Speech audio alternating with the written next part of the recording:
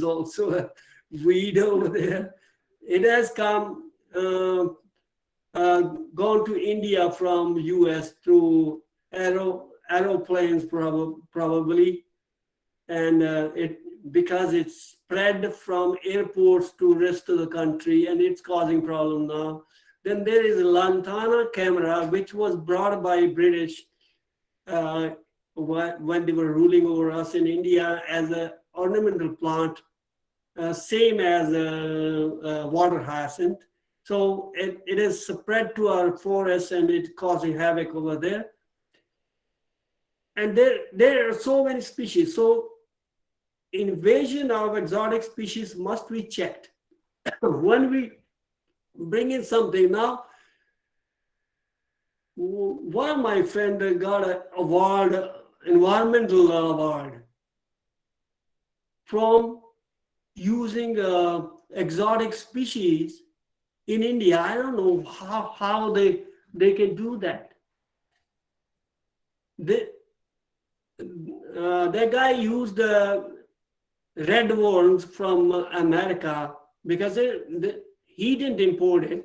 Some others had imported it, and they are using it in India, while our own earthworms were there, but they were not sure to use that because the data published by Western scientists was based on red worms of America, so they have to use red worm in India.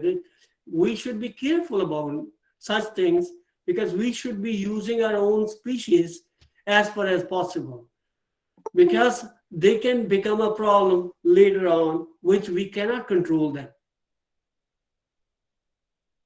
Captive breeding, translocation, reintroduction should be tried in those species which have only a single population or none in the wild, as we are doing in tigers.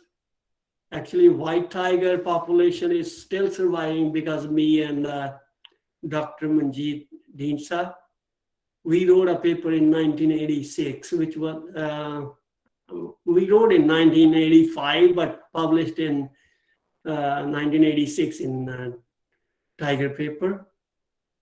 We gave, after reviewing, we saw that because of inbreeding depression, white tiger was dying out. So after reviewing genetic,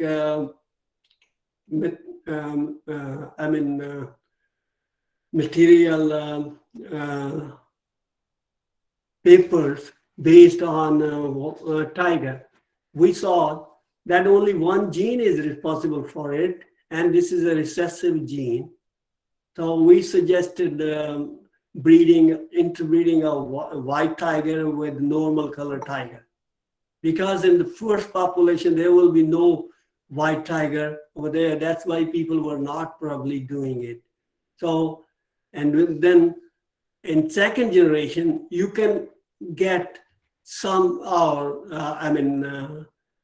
1:3 ratio of white tiger. White tiger will be only one, and 3 of them would be normal color tiger, because it's a recessive gene. So because of that suggestion, people are now interbreeding with normal color tiger, and white tiger is still surviving because of that. At that time when we wrote the paper, there were only 82 or 83 in the world, but now at this time there are more than 300, and we are very happy. Whenever I go to zoo, it's there in Toronto Zoo, Metro Zoo also. Whenever I go there, I see white tiger, or even if I see white tiger on TV sometime, I feel like it's my son, our son, because we saved it. It could have died out before 2000. And I'm very happy about it. Largest cruising range and migration needs of wild species should determine the minimum reserve size of the area to be conserved. We have developed corridors also linking between two different reserve areas. That's also a very good development. It's going on there in India also. We are making corridors more and more every year.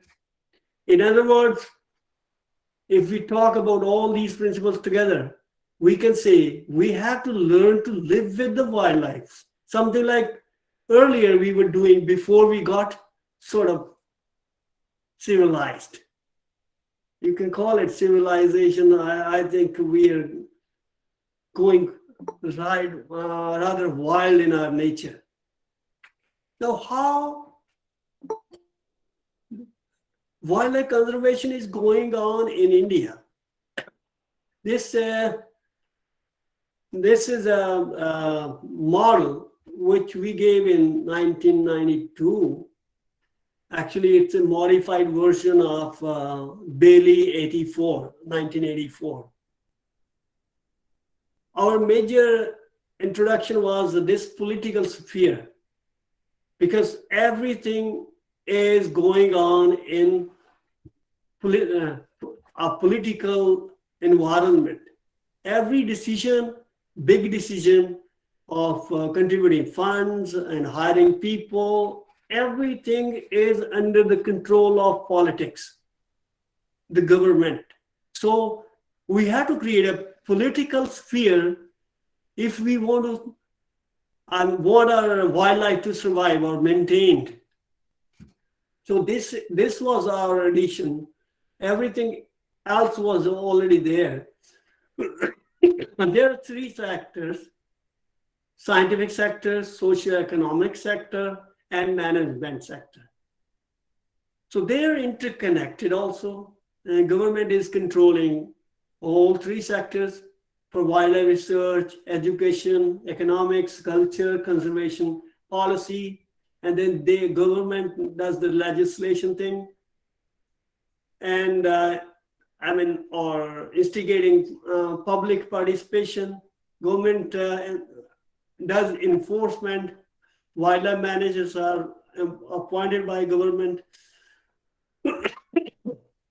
For the pest control or wildlife conservation is also controlled by government. So that was a process which we gave in the form of this infographic in 92. And now recently, this NEMIC and others in 2021, they are talking about taking social science approaches in conservation. And they're very right. Because if we don't talk about people who are interacting with the wildlife, and wildlife is being damaged by them, and if we do not include them in our things, like if we don't define the problem to them, or define goals and objectives, or share these things with them, we cannot be successful in wildlife conservation. Social science approaches in conservation also indicates that this aspect of conservation has been neglected till now. And this is Koenig and others in 2020. This is a different table sort of thing they have developed. And it says coexisting dimension, damage prevention, implementation level, and methods and tools. Governance, legal frameworks. It gives international to local set guidelines and rules, which further results in policies, laws, regulations, agreements, and capacity building, mainly local, regional, enable people. We should enable people, they say, education and training, Damage prevention, how? Install measures like fencing and other stuff, or non-lethal or lethal techniques in that. Then contextual adaptation, prevent and mitigate damage where wildlife is, damaging people's crops or their animals they have kept. They feed on them, like tiger kills goats or sheep or their cows. Then we should give them compensation, etc. So they say people will adopt it. However, how much governments listen to you? A recent paper, yesterday only I read, this Jeff Mulgan, he was a scientific advisor to many governments actually. He had been a scientific advisor to UK government. And he says, input with evidence is crucial for policy making. But capacity of governments to absorb your advice is limited. Sorry. Decisions must be made with transparency. And this transparency thing is not there. Though people are talking about democracy, but democracy, I'm surprised all over the world when they take oath of secrecy. When they are elected by people, why they want to keep secret from the people? It should be oath of transparency rather than oath of secrecy. Whatever they are saying, I don't agree with that. Because of that secrecy, they can do they're doing whatever they want. Underhand, under table things. The gap between, Jeff Mulgan says, gap between input and absorption is glaring. That means whatever scientists are suggesting, they are not listened to. They're ignored. And like in Trump's time, Donald Trump before Biden, he decimated the culture of EPA, Environmental Protection Agency, which was one of the best in the world. And we were using their literature for our own research. We have been using their literature.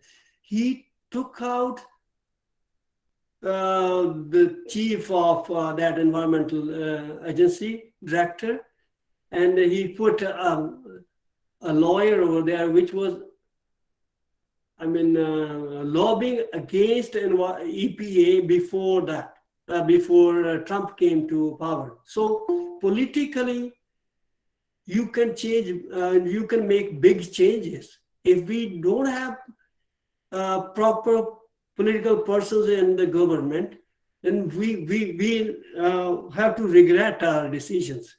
So we must be choosing or electing people who are good, who understand the things. Rather, I see a good change in Punjab government over there. A lot of doctors have been inducted into the Vidhan Sabha over there. I think those kind of things, if they happen in India, in the federal governments also, we'll have better future. This is my conceptual model of wildlife conservation, which I think can be a thing of future. It is still to be published though, this model. Here, people were, which I showed you earlier, people were talking about taking people into consideration. I think we are missing out in a big way over there. The center of our discussion is wildlife biodiversity of the area. And the thing which people have been missing out on is communities, the people which are related to those biodiversity area or wildlife areas. They have been talking to those people. If there is any damage to the cattle or the crops of the people, it is there. Those communities which are living inside or around those wildlife areas. If we have to take care of wildlife, we have to include those people. And actually, my suggestion is that government, international collaboration, wildlife manager, ecotourism, etc., wildlife researchers, they should be given by those communities of the people which are living around biodiversity area. Why? Because they already know about their, at least they don't have scientific knowledge. They don't have scientific theories already established. They don't know about that. But they can identify the animals, plants, and at least to some extent, I would say half of the species they know by their local names. They may not know the scientific names, but they know the thing. They even know their medicinal uses because they have been there. It is there in their traditional culture over there. So they're very important people which have been left out all over the world. Only few examples nowadays I have seen. One in western part of Canada. It's Hans Wildlife Sanctuary. They have taken into consideration the natives of Canadian natives which have been living there, and they have adopted their own old system, how they have been living with the area. And that example is really successful. And some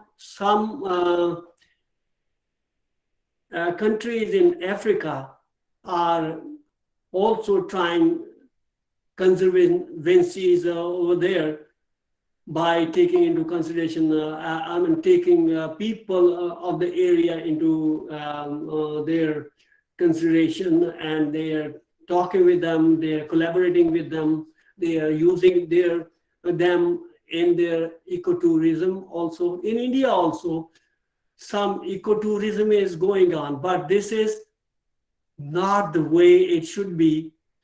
It is being like the agencies are created, ecotourist agencies are created by rich people, and they hire those other guys as drivers or as guides, but they are not.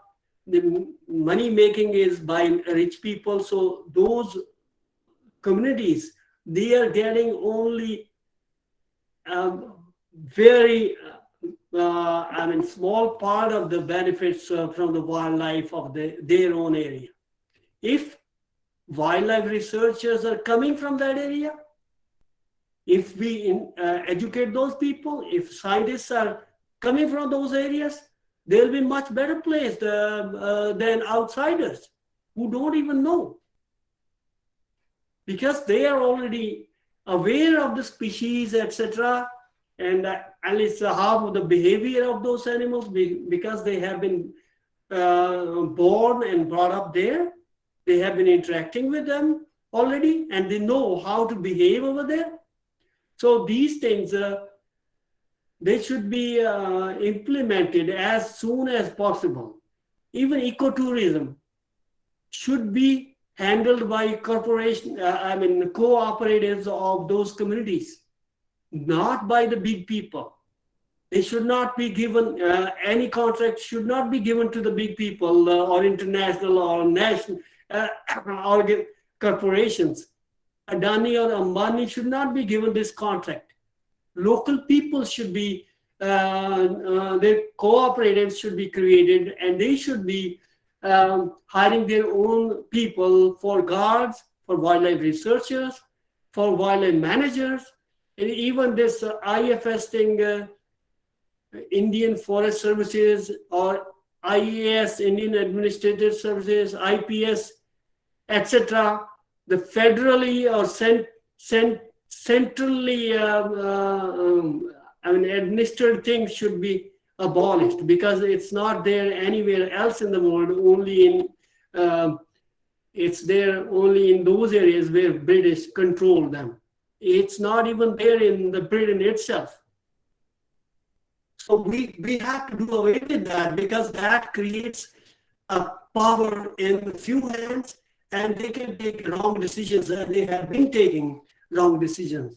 If this power is going to the community, given to the communities, then communities definitely, because they will be living depending on it, and they will living with it, as they have been doing from the centuries, and there will be less resistance to the government, and more sustainable development is possible. And as far as I think that the very popularized item of Maowadi, that will be gone soon too, if we take people into consideration, because when you develop their area, they have to be part and parcel of the thing.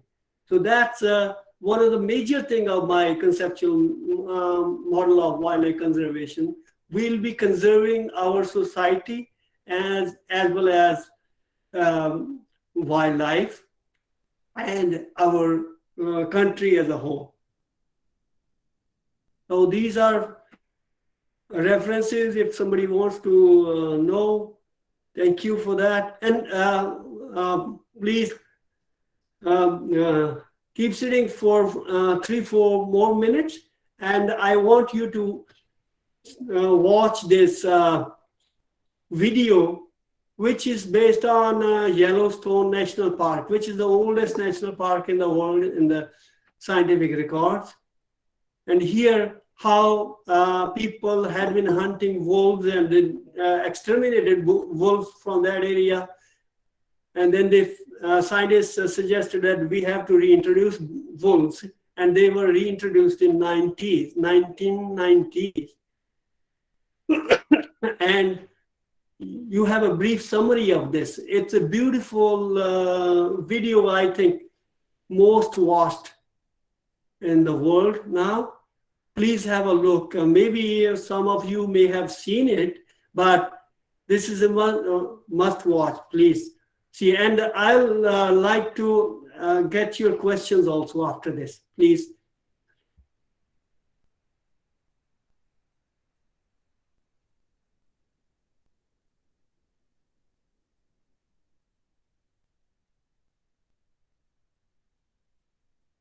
Dr. Mamta,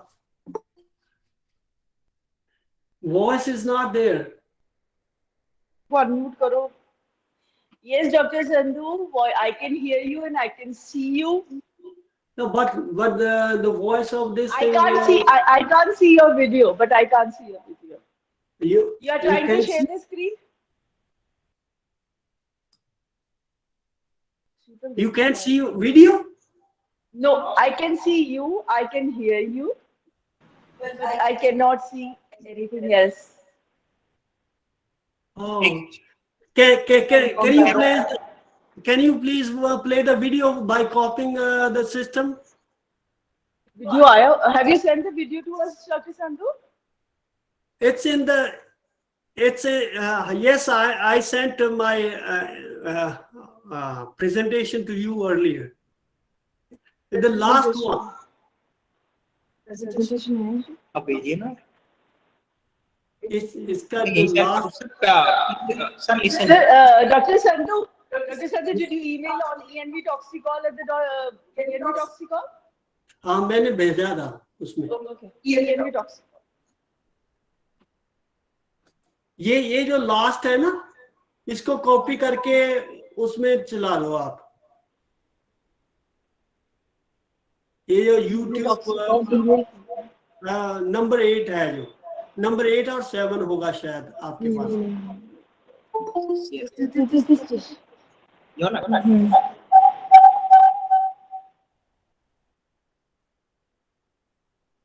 reference में number 7 होगा most probably, जो last वाला है उसमें। Search करो solution. https www.youtube.com watch ?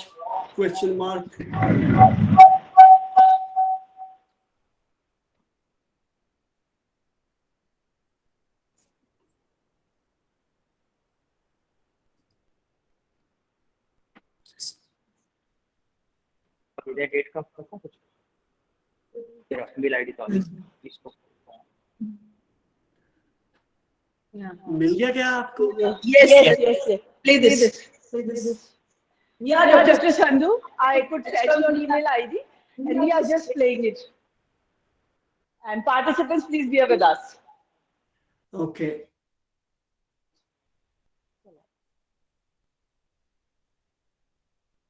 So, are they able to watch it? I can't see it. Yeah, I've started sharing the screen, Dr. Sandhu. Okay.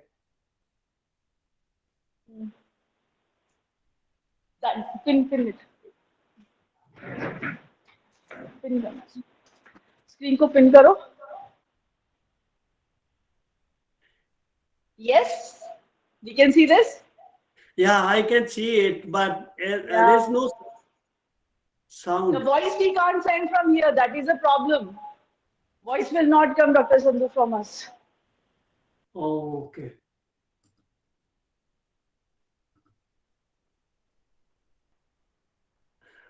Oh, I'm sorry for that.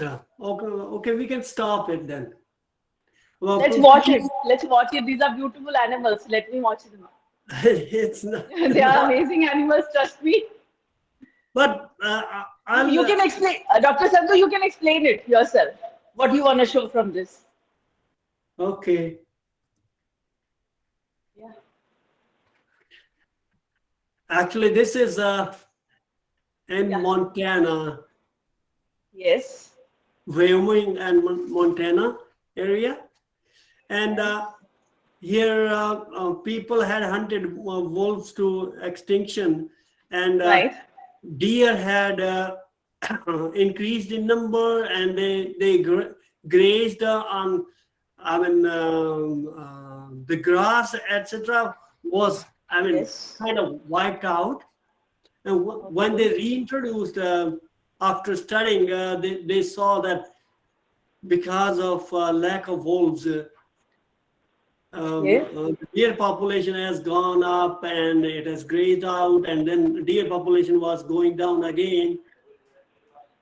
They reintroduced wolves, and wolves affected the deer behavior, and they were moved because of the fear into the forests, and those plain areas, they developed grass and everything, and the rodents, etc. they started coming up, birds started coming up. I mean, let the people watch. Just they will get this idea, and they can go on Google and write there like how wolves change rivers. Then they can click on the link and see it for themselves. It's really enjoying and very brief. For less than 5 minutes video, and it's a very good summary. I think best. It would be like to Einstein's it would be Einstein's favorite if he was still living, because he's known as the most brief person in scientific fields. But I just have to thank you everybody. But please give me your questions if there are any questions, because without questions, I would think I have done nothing. Thank you very much.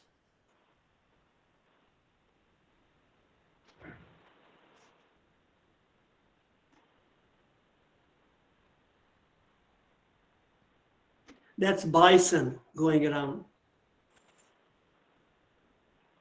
Dr. Sandhu, they are just beautiful animals. Trust me, I'm having a treat watching this video, and I will try and circulate the link to the whole participants very soon. Trust me. Yes, please I do will that. circulate the link on all the WhatsApp groups and all the Telegram groups as well. Okay, thank you. I Are think there any questions, please? I don't know about the questions, but I'm seeing so many compliments for you that the session was amazing and everybody wants to like hear you once again. That's what I'm seeing in the chat box. Thank you, everybody. But trust me, if we are not interacting, we are only half educated. We must be, because there is nobody in the world who doesn't have a question. I have a question for my Prime Minister here in Canada. Yeah, there is a question that how Russia-Ukraine war is impacting the environment. There's someone asked this question. It is destroying. Every war is destructive to environment. Every war. And this is so pathetic. And it is just for the few stupid people. Right. And few greedy people. Yes. Some are stupid, some others are greedy, more than stupid. Because those greedy people are those war making machinery people who are selling their implements to Ukraine to fight with them. And so this political thing, I don't want to get into it because my personal views may not be fully appropriate. Someone has given you compliment that this is an eye-opening session. Dr. Sandhu, I congratulate you for such compliments coming from 32 countries. Oh, thank you very much.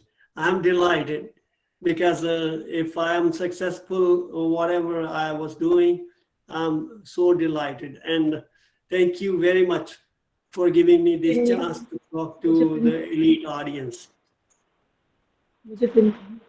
So, Dr. Sandhu, they will be like, I'm supposed to formally thank you. So, you spoke about the importance of wildlife and its conservation.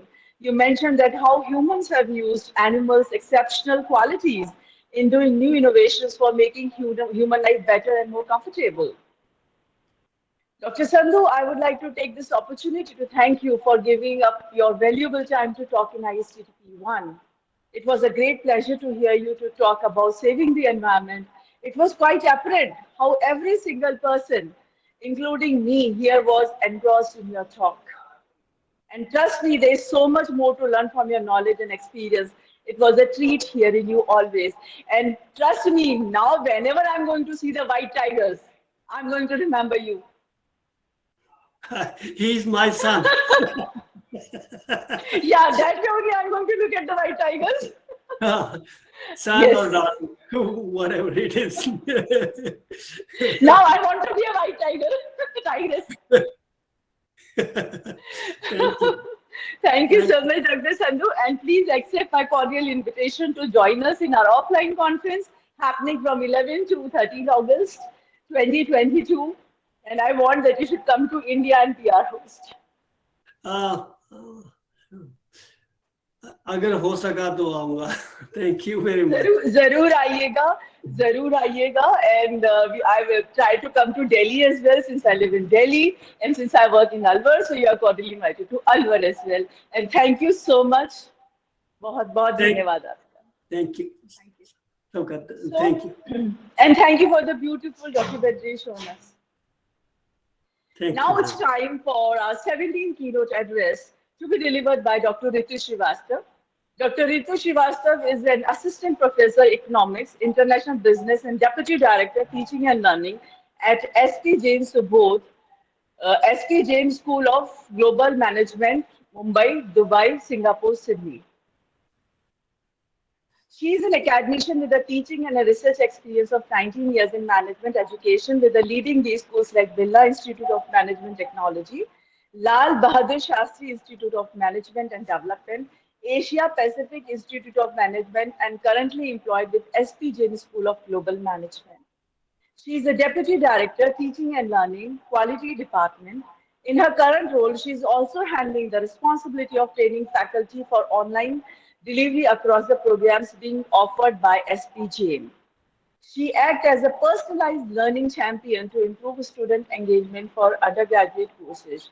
She completed her PhD from Department of Management Studies, University of Lucknow in 2015, and a master's in International Business Management from Department of Applied Economics, University of Lucknow in 2003. She is net qualified in management studies and a rank holder all through her academic life. She has been trained in port operations in international business by Port Authorities of Colombo. She has gone for faculty exchange to University of Poitiers, France in the year 2013.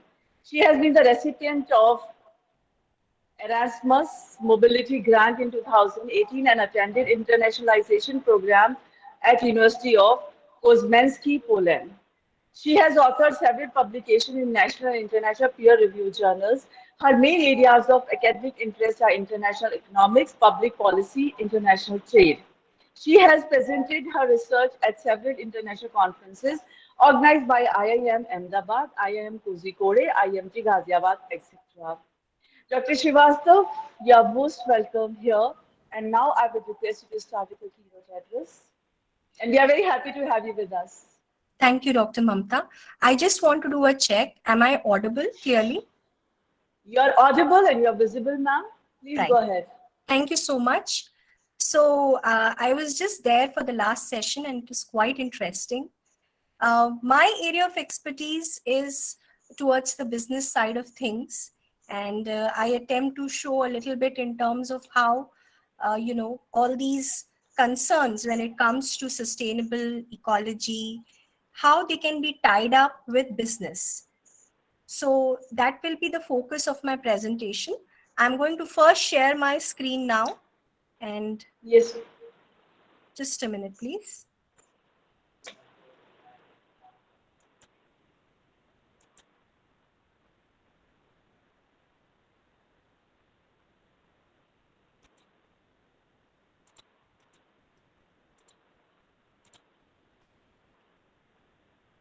Sorry. Can you see my screen, please? Yes, ma'am. We are just pinning up your slide. Sheetal, pin up the slide. Yeah, very, very clear, ma'am. We can see your slides, we can see you, and we can hear you. Please go ahead. Thank you so much for this confirmation. So today I'm in the midst of very learned people. I can see several faculty members, several scientists, scholars in this field. And I'm just trying to share my 2 cents on what we understand as economists and as part of the business field. The talk today is on how economic growth can go ahead along with ecological sustainability. So that will be my focus area. And I would also try to see how it is actually possible and how it is being implemented by different governments and what kind of research is happening in the management field, which is trying to study more in this area. So the outcomes for today. Should I put it like this? Is it much better? Yeah. So the outcomes of today's discussions are that recognizing sustainability as a major economic issue. Then we also look at the environmental Kuznets curve, which is an economic principle and how it is related to, this topic. The business application to sustainability when it comes to wildlife diversity preservation and ecology maintenance. And then, of course, we talk about how different countries are. I heard the previous speaker was talking about certain government policies on sustainable development, ecological preservation. So we'll touch base a little bit on that. As we move forward, I will first focus on what should be the macroeconomic goals? Have, the diversity intact. We recognize that, in the race to have more national income, what is happening is there's too much focus on certain indicators like GDP. GDP being gross domestic product. We know GDP per capita, GDP, all these figures are there, splashed across newspapers, and every country is trying to grow, have a positive growth rate. When China recently slipped from double-digit growth figures to, single-digit growth, Admit karo, admit. there was a lot of hue and cry. So traditional, the performance of the government, the performance of economic policies focuses on how nations can have high growth rate, high economic growth rate, high growth of GDP. But आप then admit what कर दो happens is Sudama, that's not the measure of human आप well-being. admit कर दो. Because what happens is, as we have been discussing through the conference, that there are a lot of things that are ignored. There is, the inadequacy in education, healthcare, childcare, inequality in terms of income distribution. And now that we are discussing, there's a lot of degradation which is happening of the environment, of the biodiversity. And that is something which is largely ignored. Is there a way in which business and government policies can resolve this gap and play an active role? So, just economic growth is not sufficient. And for human well-being in the long run, and there are limits, in terms of what the planet has to offer. And this unlimited GDP growth goal is not feasible in the long run. So when we look at a growth pattern or a growth model which is symbiotic with the ecology, with the wildlife, with the plant life, with the environment, how it can be achieved, and what are the patterns that we see. So when we talk about, when we talk about the theory that supports this kind of development, we believe that ideally, as nations progress and they achieve a higher level of economic development, it should reduce per capita environmental damage. Now, the logic behind this is that they, over a period of time, when their per capita income increases, they have that sufficient wealth and resources to, innovate technology or to purchase or to have such R&D, that they can adopt cleaner production methods and they can move to a service-based economy. So when we graph both the things, the environmental damage and the economic development, we see that, in the early stages of economic development, I'm talking about, nations. So when they are developing initially, or they are in the emerging economy stage, at that point of time, we see that the environmental damage per capita is increasing. It reaches a pinnacle, it reaches a maximum. And once you progress to being an economically developed nation, we see that the damage per capita comes down. So this is what is the environmental Kuznets curve. And the damage can be in any form. If you're talking about, extensions, if you're talking about emissions, if you're talking about carbon footprints. So the idea here remains the same. Now here, this is a very old paper which talks about how on the x-axis you can see the GDP, the nation's wealth per household is increasing. And initially we see that the emissions of SO2 are increasing, and then later on, as the households become richer and richer, what happens is that these emissions go down. And the assumption being here that the wealth is being used for cleaner technologies, right? And cleaner technologies will reduce the carbon footprint, will lead to better, wildlife and plant life. So this is what the hypothesis is. This is what should be observed in, in action when it comes to application.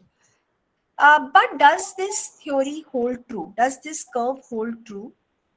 We see when we examine a lot of environmental problems at the macro level, we see that these problems are not going away as incomes are rising. And when we look at things like municipal waste, energy use, emissions, in fact, we see there's a positive relationship when it comes to increase in these and increase in income. So it is not that economic growth per se is going to provide a guaranteed path to environmental sustainability. Herein is a case to be proactive or to take measures to to channelize how the economy is growing into a more sustainable one. So just as an example, I hope everybody can see the screen. Okay, so if you see here, this is actually about how the nations are, changing in terms of their national income. That's on the x-axis. Are you able to see these small? I don't know. I'm just starting my pointer. If you can see these arrows. So if you see, Kuwait is marked here, and the arrow is pointing down. Now, what is happening is on the y-axis we have these CO emissions per capita. And on the x-axis, we have the GDP. And these are emissions only from fossil fuels and cement production. Land use change is not included. And what we are trying to see is that how these emissions have changed. When there's a movement in terms of both the x-axis and the y-axis. So we see that, for many countries, we have seen that it has come down, carbon emissions have come down. But there are certain countries. So if you look at UAE, the one where my pointer is, it was here and it really went down. So if you correspond the change in the y-axis, you will see that UAE has gone down on emissions, even though the GDP per capita required remains the same. In terms of national income per household, it remains the same because it's just a straight line if you're following my pointer. So we see that, they are quite a rich nation, quite an economically well-developed nation. And they have also now worked towards, from 16 to 18. So this work is from 16 to 18. And it's got published in 2020. And we can see that the emissions have gone down. So there are such nations as well. If you look at US, hardly anything, very little. If you look at, India is very difficult to find here. The data is there. We can discuss. But yes, what has happened is emissions almost remain the same. The GDP has increased. So we see very conflicting, conflicting observations in terms of whether, there has been a reduction in carbon footprint with economic development. But we do see that, yes, now nations are more aware.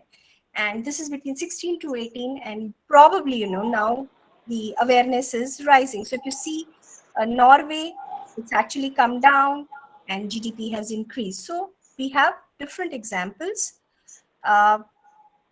Okay, so the relationship is quite complex. So income is not the relevant factor only. It's what we research and find is that the way the economy is structured, the lifestyles, and the distribution of wealth and income amongst the households also determines, how much is the, effort towards sustainable development, preserving the ecology. And so, there are several researches and papers on this, which talk about that, sustainable development should include a separate initiative on reducing economic inequalities. I think the professor who was taking the session before me also pointed out that local people, when we talk about ecology maintenance, local culture is equally important. So you have to reduce the economic inequalities also if you intend to preserve the environment. And in economics, there are several other studies on how we measure these economic inequalities and how we can reduce it. So we come to the basic question of what kind of policies will be required to promote ecological sustainability. So how can we design such policies that actually lead to well-being, especially in developing countries?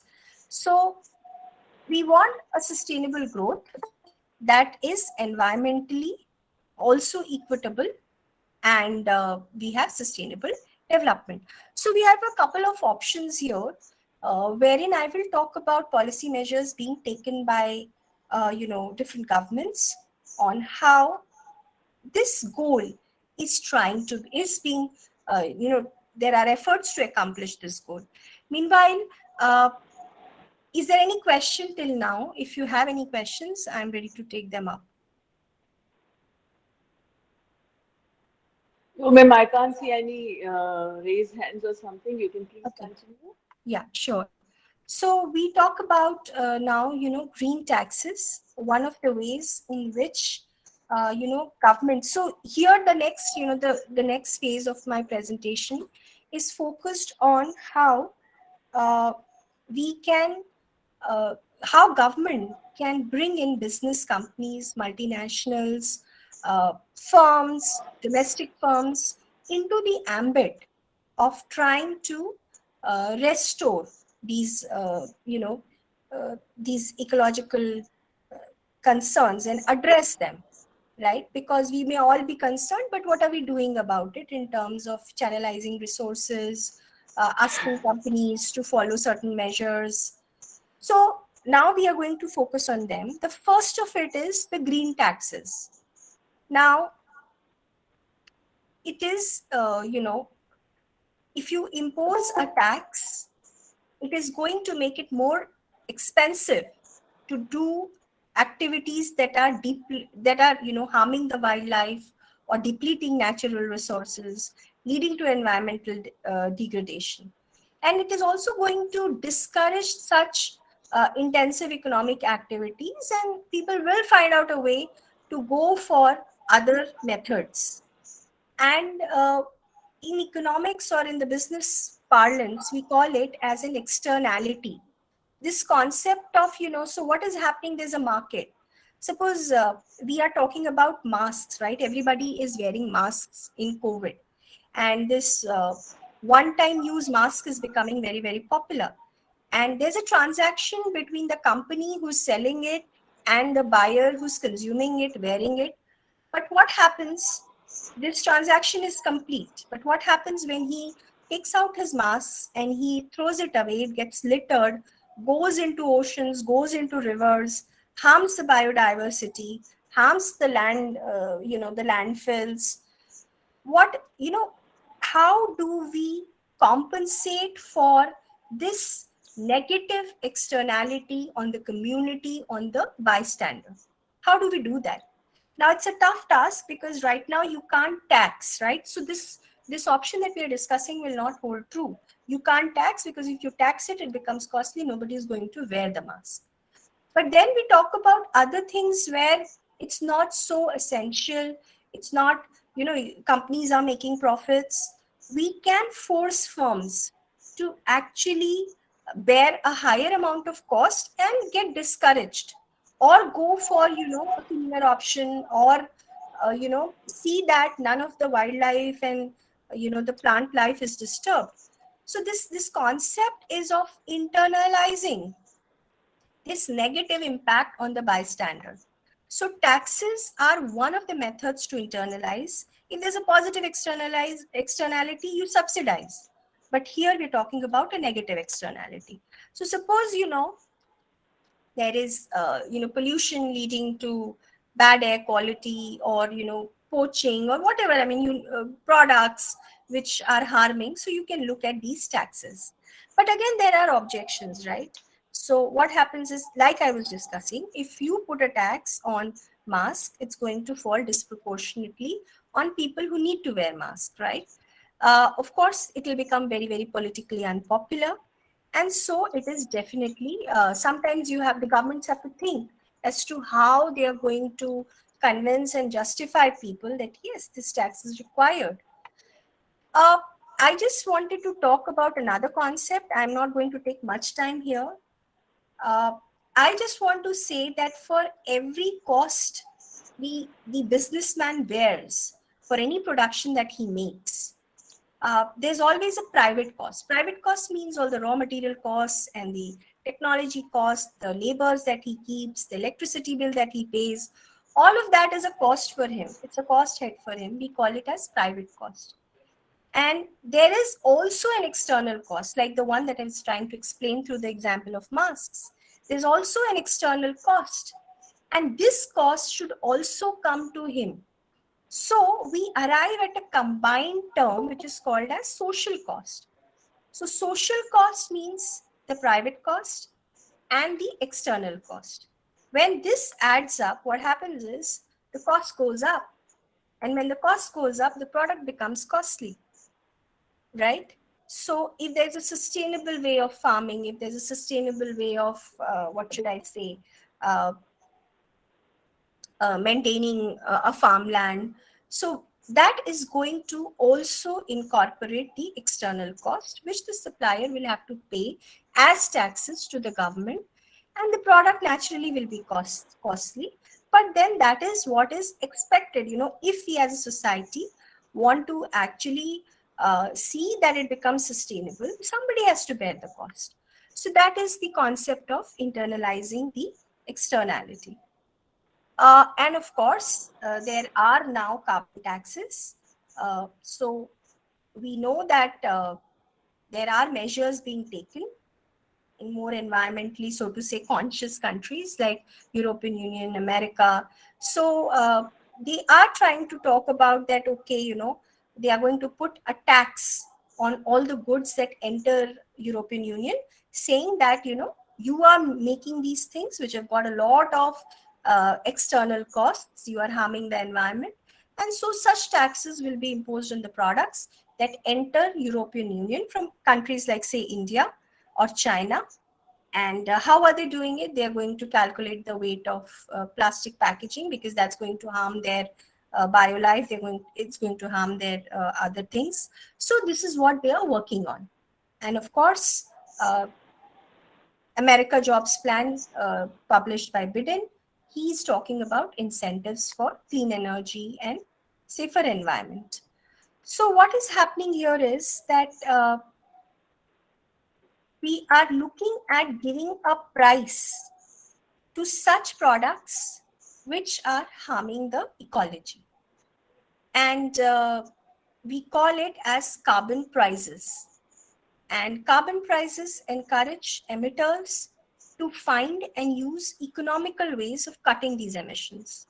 So what happens is, if you put a high price of high carbon energy product, because something that pollutes the water, that pollutes the air, is going to ultimately harm, right? Humans as well. What say about the animals and the plants? So if you put a price to it, then what happens is it's going to reduce the demand for such carbon intensive fuels, leading to production of such products. So in fact, the impact has been measured as well. And if you see the OECD, the green report and all of that, you will see that even if you put a tax of €1 on the products, it leads to 0.73% reduction in emissions over time. So it is actually very, very useful. The only thing is that it's going to have an impact on markets. It's going to have an impact on companies. Their profits will go down. That impact will also flow to the workers. And in turn, these workers are earning wages. They will have lesser money to buy the product. So it's going to have a spiraling effect. But I think, we have to get ready if we want to preserve our earth. And then, of course, you can, instead of penalizing, you can also support. So if there's a cleaner energy or a cleaner way of producing or living, then you can subsidize. So emissions will fall down, utilities will become more clean. And this, this slide talks about how in UK, the carbon emissions came down because the carbon rates were increased for electricity suppliers. So they shifted to cleaner methods of, they're replacing coal with natural gas to produce electricity, right? So this is how the transition was managed. I would also like to, draw your attention to certain things. If you see, these are a list of countries, and these are the benchmark, price rates of carbon. This is Euro 60 per ton, and we see that there is a lot of, these are countries. So a higher carbon pricing score, those who have a higher carbon pricing score are actually more carbon efficient. So this is, the intensity of carbon in terms of, carbon intensity of GDP in kg per USD. And we see that most of the companies, most of the nations are here, which is a median average. And of course, we see here countries closer to the carbon pricing. This is the benchmark rates. Yeah? So wherever they are closer, we find that they have got higher GDP. So this is the GDP per capita. You can see Norway, Luxembourg is on the top here. These are those countries which have got a higher GDP per capita because they've got good GDP levels and they've got very less of population. So these are those countries which have higher GDP per capita. And if you look at their carbon pricing score, that's also very high, right? This is rising. So this is some kind of correlation which has been, drawn to establish the fact that, you can have a higher GDP per capita and you can also have a higher carbon pricing score. So that's not going to have a bad impact on GDP. If you make such carbon prices, carbon taxes as a policy measure, it's not going to have a bad impact on your GDP. This is where India is. If you see my pointer right now, we have very low carbon pricing scores and we have very low GDP as well. So it's not that, GDP is getting affected by carbon pricing scores. So we are quite low here. This is where US is. So US has got, per capita, okay? This is per household. So if you see here, it's somewhere around, less than 8,000 and USD in terms of purchasing power. And this is the carbon pricing score. So this is one study which has happened. And now I want to talk about the subsidies part of it. There's also, a talk that, subsidies are leading to wrong allocation of resources.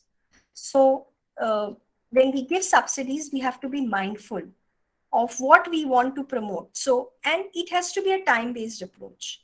So whatever subsidies were used initially or were given for, development of certain, removing food scarcity or promoting a certain type of harvest needs to be rethinked, because what is happening is these subsidies are actually now harming the environment. There are a lot of studies which also contradict it, but this is also a good thought process which is going on, that we need to eliminate subsidies and we need to go for a sustainable form of living.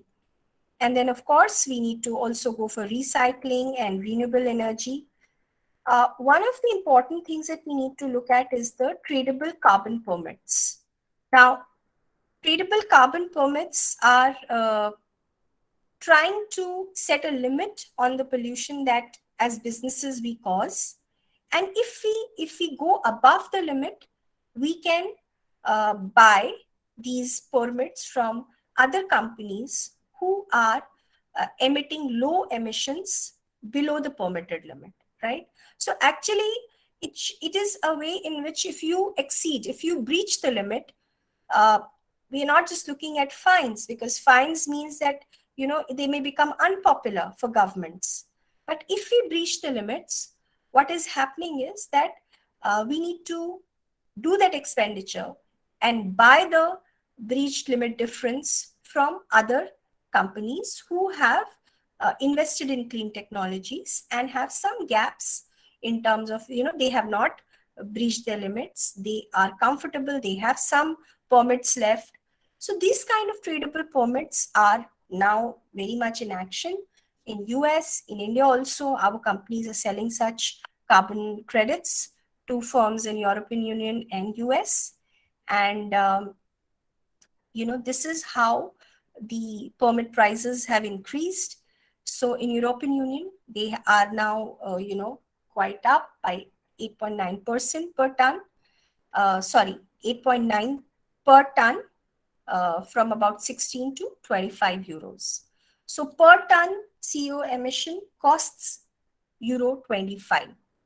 And this is something that you have to comply with. You have your limits. You have to buy them from other countries or other companies.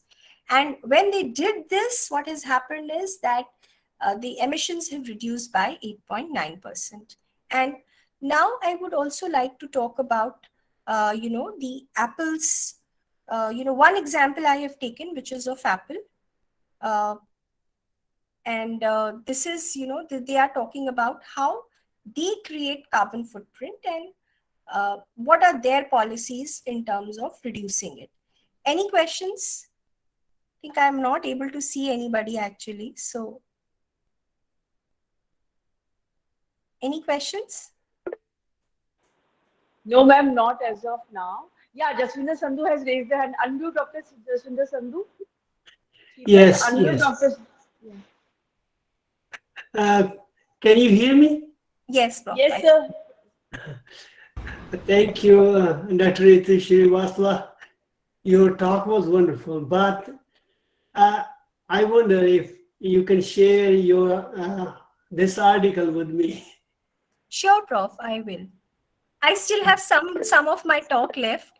I was just going on and on, so I thought, let me just see whether some participants are there or they have left the scene. So I came back to the main screen, and I'll go back to the presentation mode very soon. Okay, that's fine. I just want you to read your article myself, because that's one of my paper I presented here in Alwar conference earlier. It was related to carbon dioxide. So I'm really interested in your information. It's pretty good. Sure, Prof. I should Thank do you. that. Now, please, Dr. Mamta ji, आप इनको मेरी email दे देना. Yes, sir, I will do that. Thank you. Dr. Thank you. Srivastava, I'll send you the email of Dr. Jaswinder Sandhu to you. Sure. Any other question? Okay. No, as of now, no, ma'am. I Please shall continue. Please Yes, continue. I shall go back. I have another 10 to 12 minutes of presentation left. I shall just go back to that. 10 to 12. तो मैं sir को 2:30 बजे बुला लूँगा। सुश्री वर्मा है, इसके बाद speaker नहीं, अभी ये continue. Okay, so Dr. Mamta, I have how many minutes left for presentation? Ma'am, you complete your presentation. There is no Sure. constraint. So please go ahead. Complete it, Thank please, because it's very interesting. Okay, thank you. So I will, so basis what we have been discussing, I will just now try to highlight one of the companies, Apple. I think everybody is aware, and the youngsters are mad after this brand. And when we are teaching in business schools, they've already read the founder's biography, and so it's a very liked brand, and also a trendsetter in many ways. So I just happened to go through there because this is one of those companies that they also publish their environmental responsibility report. And they have highlighted how over a period of time, they have managed to lower their carbon footprints. As you can see here, this is, a time-based thing. And, they went quite up during these between 2012 to 15, and now they are reducing it. And they have highlighted several of the things that are responsible for this drop. And the first thing is to assess as a company, as a business, as to what is contributing to the disturbance in the ecology, right? And they tried to understand, and they understood that most of it is coming, the 74% of their footprint is coming from the manufacturing activity. And within the manufacturing activity also, I think it's not very clear here, but if you see the bigger circle here is coming from integrated circuits, and so on and so on. And then product use is contributing, then product transport, corporate facilities, and then once a product is, the end of life, also contributes to a carbon footprint. So the first step is actually for a corporate to measure as to how much he's, harming and disturbing the environment. So once they did this, and this is for fiscal year 2018, they decided to take up measures, and they decided, I have not included it here, but they decided to, they started a program for all their suppliers. So they have a lot of facilities in different parts of the world, if you look at their global supply chains. So in each of these facilities, what they were doing is they were trying to encourage alternative use of technology, and whatever effluents they were, discharging into the environment. So they decided to try to talk to suppliers and actually nudge them and make them adapt such technologies which are going to not harm the local environment. And that's the reason why they have been able to actually drop it, and they continue to work on this. Now, I just also then thought that, there must be so many companies, right, all over the world, and who have been doing this, right, who have been making disclosures on how they are affecting the ecosystem. And, these disclosures are very, very important, because companies need to also disclose this when they're doing financial reporting, right? So our laws, our governments make financial reporting, financial disclosures mandatory. What about how they impact the biodiversity, right? So this aspect also needs to be incorporated into their disclosures. And this is a school of thought which is gaining a lot of traction. And I have highlighted, I've used a paper by Adler that got published in 2018. And he did a study, and he talks about, this gives us, a kind of an insight into what companies are doing when it comes to impacting the biodiversity, incorporating the biodiversity impact and reporting it. Because once you report it, only then it becomes actionable. Otherwise, it's not actionable, either for the government or for the universities or academic research institutions or community groups. And so this study was conducted. It started in 2000. They took 2014 Fortune Global 500 top 150 companies.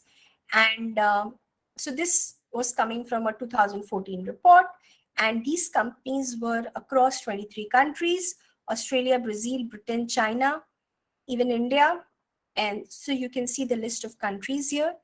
And they appointed an assistant, a research scholar, who went through all their annual reports, and they tried to spot, these were the 28, there were 28 keywords that were decided upon with expert review. So ecosystem, wildlife, species, forest, and so on and so forth. And these keywords were spotted in the annual reports of these corporates. And it was, seen that, how they are disclosing it. Some mention. So when it came to how to grade the disclosure, they took a scale of 0 to 3. So there were certain companies who were not reporting it at all, not reporting any impact on biodiversity. So such companies were given a score of 0. And there were certain companies where disclosures were being made, but they were very minimal, very vague, and not very pinpointed. So they were given a low score of 1. And as the score increased, 2 was given to if there was an item which was, stated with facts and it could be verified, there were supporting documents to it. The same could be asked from those companies. So they were given a score of 2, and 3 was a pretty high score, which was given to specific measures, specific money spent on, biodiversity preservation. And it was also linked to company strategy and incident, accident, and that was reported in the annual report, right? So they did a study, and then they found something very interesting. So they tried to, first highlight all these other companies you see, and they have reported species, right? So if you look at Sinopec, Volkswagen, Toyota, and then Total, Chevron, Samsung, Daimler, GM, Gazprom, Russian company, and Ford. I think Gazprom was given a score of 2 also. I'll share the paper if anybody is interested. So if you see, Gazprom was given a score of 2. They were quite active when it came to sharing, how they are impacting the wildlife. And this is a major gas company of Russia. Ford, Petrobras, AT&T, Verizon, Rosneft, BMW, and so on. So they prepared a very exhaustive report of how companies are actually mentioning what species of, they are in that local biodiversity, what they are, in how they are impacting, and how they are, and the list goes on. I have not talked about the entire paper here. So you can see Hyundai, Procter and Gamble, Indian Oil is also there. That's something that, I wanted to share with all of you. So they talk about these things were mentioned in their corporate annual report. Neem, Ashoka Jamun, black-headed gull, black kite, booted eagle. I don't know, you guys are experts and you know more about how these animals and plant lives are impacted, but they had reported it in their annual report is all that I can understand and say, which means that either there was a positive impact. So this paper is not making any distinction between positive or negative. They're just talking about whether it is being reported or not, and that itself is a very good beginning of incorporating it in the company's reports. So next, I would also like to talk about the other things that can be taken up by government. So as developing countries, we being one, we have a lot of foreign debt, and sometimes I think we need support from developed countries to protect our natural resources and pursue environmentally friendly policies. And that is coming from, I think, a larger picture as a global community. So I think this is something which is also going to help. And such initiatives are becoming less and less these days. And then, of course, consumption is a big thing. At an individual level, I think we have to take that responsibility, that we should only consume which is sufficient to support our well-being, right? We can't ask the entire world to focus on that goal and forget it ourselves. So this is something which we have to take care. And of course, we see that there's a significant trend between nations. If we divide them in terms of economic prosperity, we will see that there is, there's distinct behavior when it comes to carbon emissions, biodiversity protection, energy uses, all of that. So we need to, the idea here is, I'm not going to talk about these numbers. I just wanted to say that, we need to have a different strategy for these different income groups. We can't approach these countries with a common strategy and say that yes, whatever worked in the West will work here. It will not be like that, because our dependence on on age-old technologies, on age-old methods is there. It's going to take a lot of capital resources to change that. So that is something. And so the last section of my presentation is going to focus on is economic stabilization and sustainability in conflict. So one should not feel this, that, if you want to grow and achieve a certain level of, national income, GDP, progress, then sustainability can go hand in hand. It is never in conflict. And we need to, why we're talking about, actually, I'm not going to go into these slides, but what I want to say is that we need economic growth because it's connected to employment, right? It's connected to survival. And so people say we want employment, we need to work. That's why we need those factories, and the key thing here is that we have to reduce the material and energy throughput, and we have to make it safer for life around us. So nobody's saying that employment should be compromised at the risk of sustainability, but we need to understand how it is going to affect in the long run. And population stabilization of humans is very, very important. Investment again in wetland restorations, in infrastructures which are clean, and of course, deciding to have output which is environmentally beneficial is again one very, very important decision. It has its own trade-offs, but it needs to be done. So overconsumption is something, mass consumption, overconsumption, consumerism has come from capitalism. But I think now is the time to think about how we make our decisions. And I think with this, we are going to end the session. And the last slide, I just wanted to talk about this, that initially we are using a lot of resources, but once we reach a steady state, we should stay there and not look at taking more resources from the environment. That should be the optimal level, and there should not be any mad race or hunt to keep growing. So this is my personal opinion, and with this I would like to end the session. And any comments, any suggestions, any questions are most welcome. Thank you very much.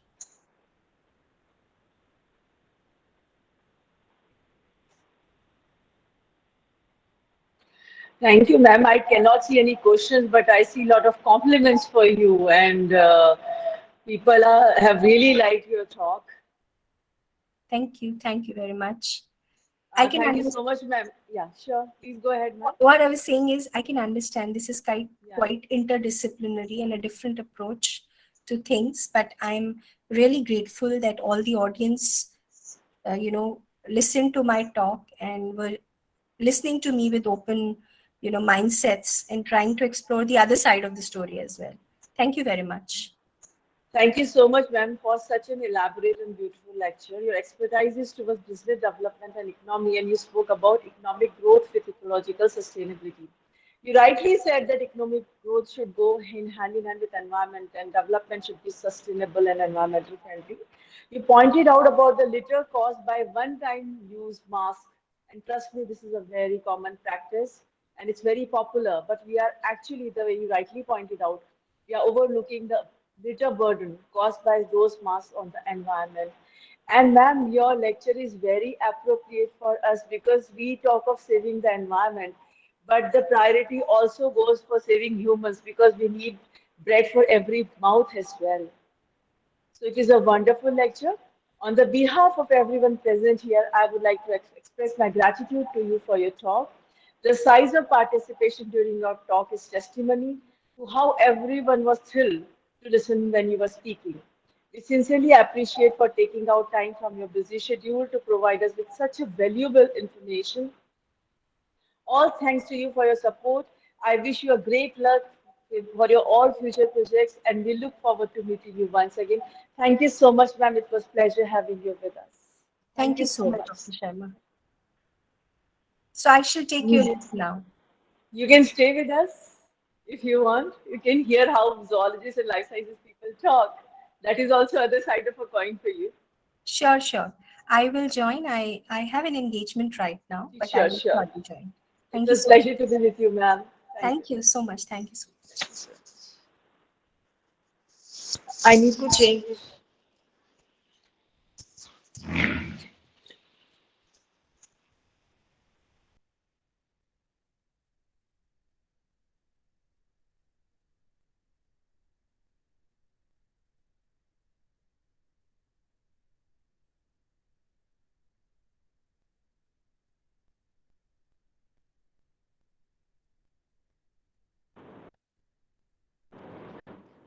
Mic check. Mic check. Voice is coming. मुझे pin करो. शीतल.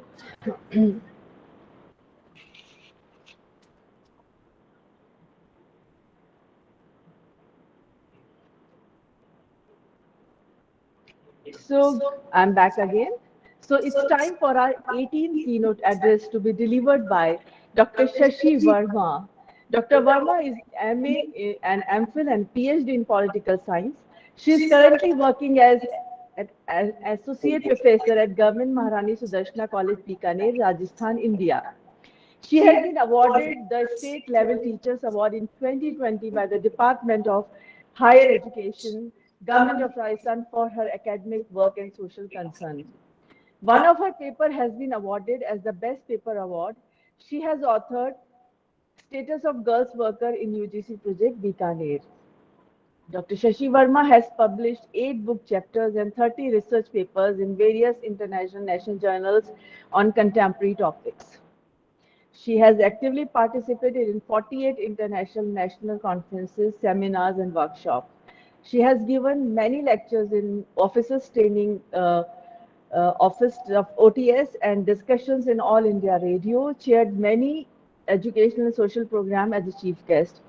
24 students have written dissertations under her guidance, and currently 2 research fellows are doing PhD under her supervision. She has played an active role in organizing 3 international conferences and 2 national seminars as a member of the organizing committee. She has been honored with many national and international social organizations for her academic achievements and social service. I welcome you, Dr. Verma. Now I would request you to start with your keynote address. The stage is all yours, ma'am. Shashi. Shashi, you can unmute yourself. Thank you doctor Mamta. पिन कर. सुनाई दे रहा है? Yes, बिल्कुल ma'am. Thank you so much Mamta. सभी प्रतिभागियों को मेरा सादर नमस्कार. मैं doctor Shashi Verma, associate professor राजनीति विज्ञान विभाग, महारानी सुदर्शन कन्या महाविद्यालय, बीकानेर में कार्यरत हूँ. आप सभी के बीच अपने आप को पाकर बहुत गौरवान्वित महसूस कर रही हूँ. सर्वप्रथम मैं आभार व्यक्त करना चाहती हूँ राजस्थान के अति प्रतिष्ठित महाविद्यालय राज ऋषि महाविद्यालय अलवर के ओजस्वी प्राचार्य महोदय डॉक्टर हुकुम सिंह जी को. निश्चित ही सर की प्रेरणा और सहयोग से ही इस कार्यशाला का सफल आयोजन संभव हो सका है. मैं हार्दिक आभार व्यक्त करना चाहती हूँ डॉक्टर ममता शर्मा का, जो इस कार्यशाला की संयोजक है. उच्च शिक्षा में रिसर्च के लिए समर्पित अति उत्साही कर्मठ प्रोफेसर डॉक्टर ममता शर्मा, जिनके अथक प्रयासों से यह कार्यशाला अपने सफल स्वरूप में हम सभी के सामने प्रस्तुत है. मैं प्यार और आभार व्यक्त करना चाहती हूँ मुस्कान का, जो डॉक्टर ममता शर्मा के साथ हमेशा साथ रही, इस कार्यशाला को सफल बनाने में अपना महत्वपूर्ण योगदान दिया. आप सभी ने मुझे इस कार्यशाला में कीनोट स्पीकर के रूप में आमंत्रित किया. मैं आप सभी की बहुत बहुत आभारी हूँ. बहुत बहुत शुक्रिया आप सभी को. जैसे कि मैं इस कार्यशाला से जुड़ी हुई हूँ, मैंने देखा कि इस कार्यशाला में जो अधिकतर व्याख्यान हुए वो सभी व्याख्यान साइंस, जो ज्यादातर व्याख्यान साइंस से संबंधित थे. चूंकि मैं राजनीति विज्ञान की विद्यार्थी हूँ, मेरा फोकस जो रहता है या मेरी चर्चा का विषय रहता है वो रहता है राजस्थान या सरकार की नीतियां, सरकार की नीतियां किस तरीके से हमारे राज्य के लिए, हमारे समाज के लिए कार्य कर रही हैं। तो मैंने एक ऐसे विषय को इस कार्यशाला में आप सभी के समक्ष चर्चा करने के लिए चुना है। आप मुझे 1 मिनट दीजिए, मैं पहले अपनी स्क्रीन शेयर करूं, फिर मैं आपसे इस विषय के ऊपर चर्चा करूंगी।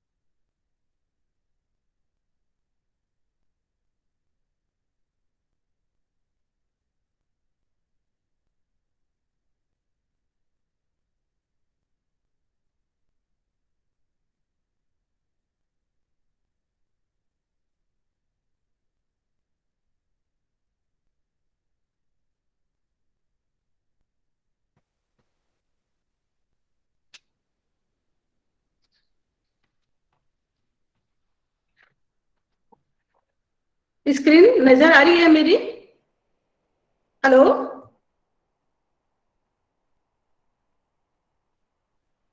हाँ मैम, Yes, ma'am. स्लाइड। आवाज भी सुनाई दे रही है मेरी? Yes ma'am, yes ma'am. बिल्कुल बिल्कुल बिल्कुल। Okay, go ahead okay. Shashi. Okay okay. मैंने आज से जो अपना विषय चुना है वो चुना है मानव अधिकार एवं महिला सशक्तिकरण। यानी कि जो भी हमें अधिकार प्राप्त हैं मानव होने के नाते, उससे महिलाएं कितनी सशक्त हो पाई हैं, इस विषय पर मैं आप सभी के सामने चर्चा करने का प्रयास करूंगी। मानव अधिकार के ऊपर जैसे हम कहते हैं कि मानव अधिकार जो है मानवीय जीवन की ऐसी परिस्थितियां हैं जो स्त्री और पुरुष दोनों को समान रूप से जीवन जीने, स्वतंत्रता, प्रतिष्ठा और एक समान व्यवहार की प्राप्ति का अधिकार प्रदान करते हैं। परंतु ये अधिकार तब तक हमें कोई संस्था या सरकार उपलब्ध नहीं करा सकती जब तक एक मानव दूसरे मानव के अधिकारों को सर्वोच्च सम्मान ना दे। निश्चित ही मानव अधिकार जो होते हैं वो मूल अधिकार और मानव अधिकार में बहुत अंतर होता है। हम जिन अधिकारों को जानते हैं उन मूल अधिकारों को जानते हैं। मूल अधिकार के अंतर्गत कानूनी अधिकार आते हैं, राजनीतिक अधिकार आते हैं, लेकिन मानव अधिकार का स्वरूप इससे थोड़ा सा अलग है। मानव अधिकार हमें जन्म से ही प्राप्त हो जाते हैं, हमें मानव होने के नाते प्राप्त होते हैं और हमें मानव के रूप में विकसित करते हैं। हम ऐसा सोचते हैं कि ईश्वर ने जब सृष्टि की रचना करी उसके पश्चात उसने उसे और अधिक सुंदर बनाने के लिए मानव के दो रूपों स्त्री और पुरुष की रचना की। दोनों ही जैसा हम जानते हैं एक दूसरे के पूरक हैं, लेकिन ईश्वर ने भी देखा कि नारी के अंदर एक अद्भुत शक्ति है। उसने उस शक्ति को देखते हुए उसे एक ऐसी शक्ति प्रदान करी कि वह संसार की रचयिता बन गई, सृष्टि का सृजन करने लगी, वो संचालन, सृजन के साथ वो संचालन करने लगी।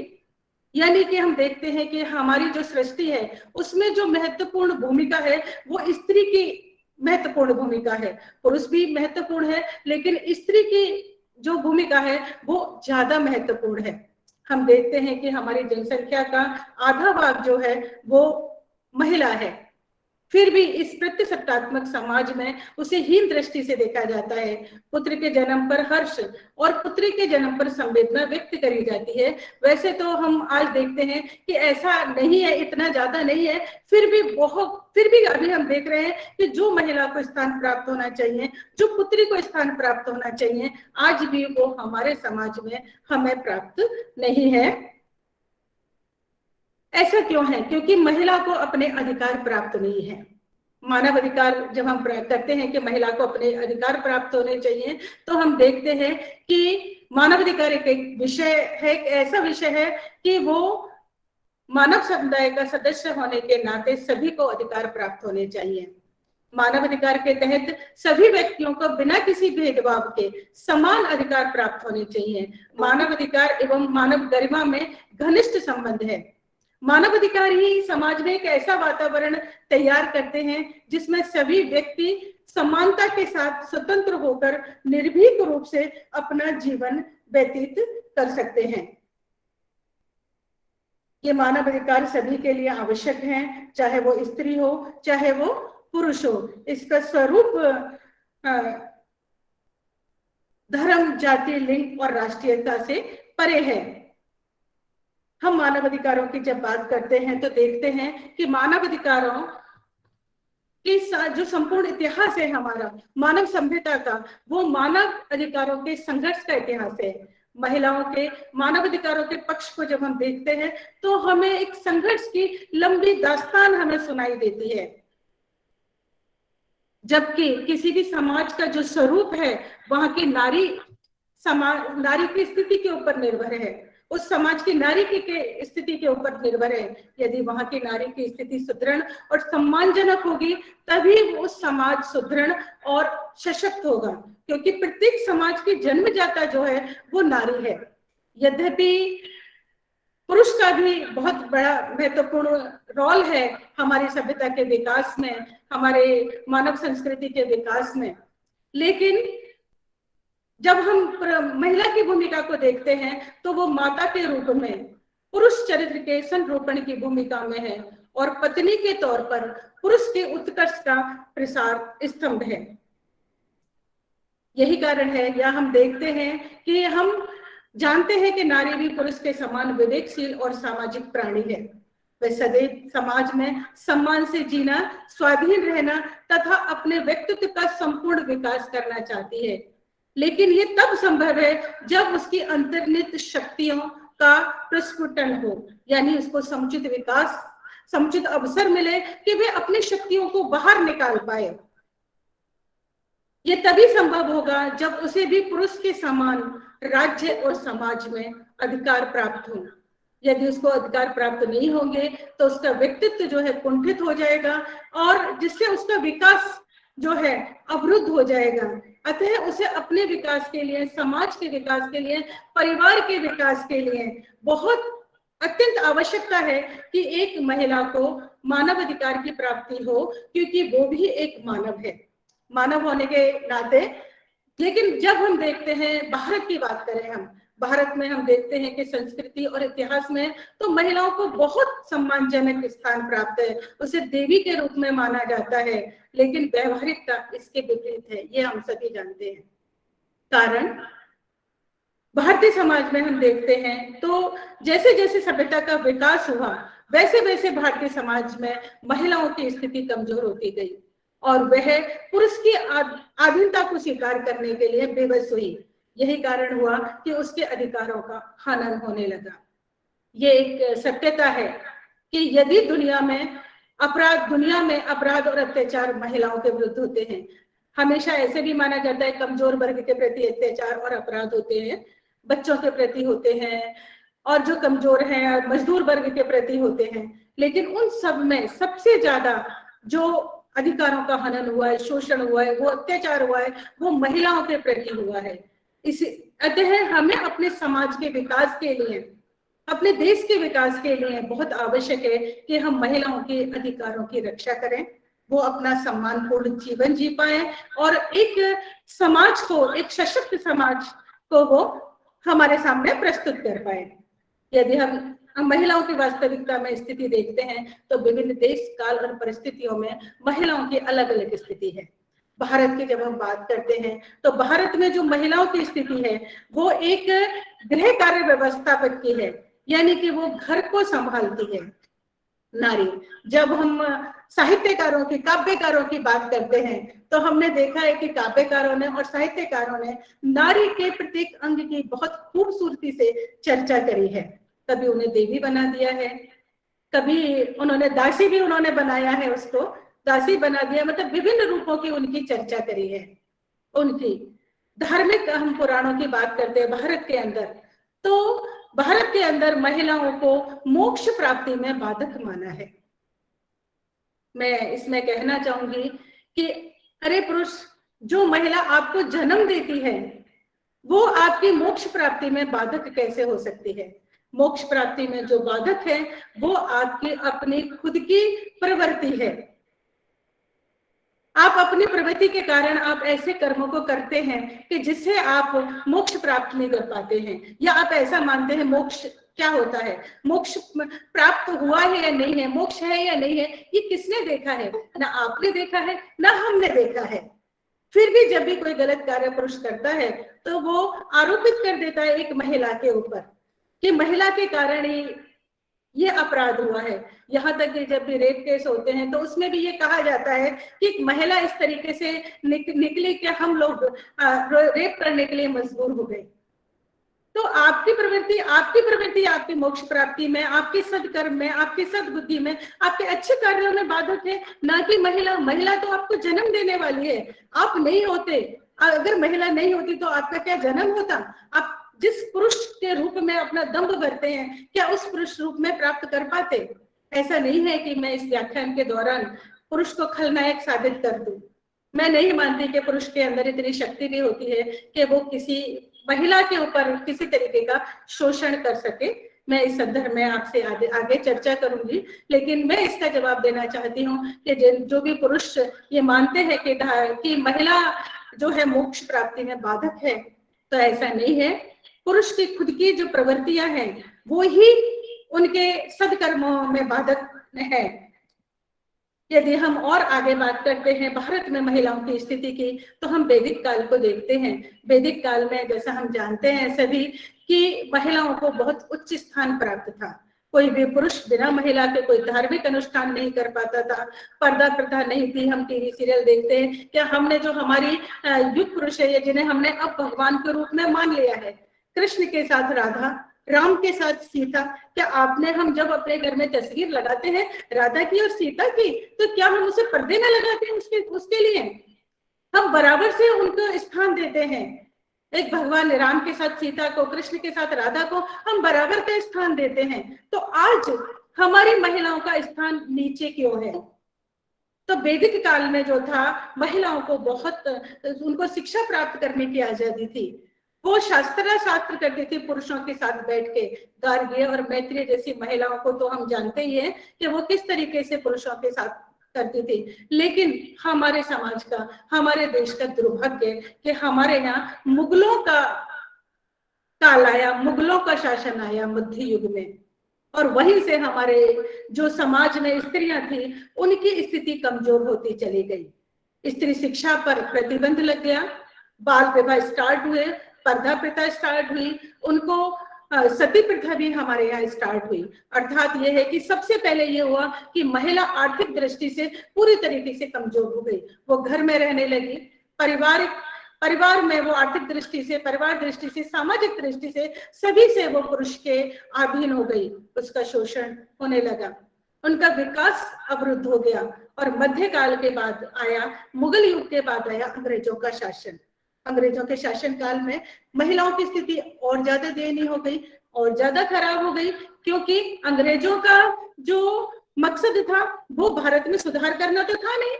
उनका मकसद सिर्फ इतना था कि वो भारत में अपना राज्य स्थापित कर सके। तो हम देखते हैं कि ब्रिटिश काल में भी महिलाओं की स्थिति में कोई सुधार नहीं आया। कल्पना की गई कि स्वतंत्रता उपरांत नारी मुक्त हवा में सांस लेगी, शोषण और उत्पीड़न से उसे मुक्ति मिलेगी। हम यदि स्वतंत्रता संग्राम को देखते हैं तो देखते हैं कि हमारी महिलाओं ने बहुत महत्वपूर्ण योगदान दिया अपना।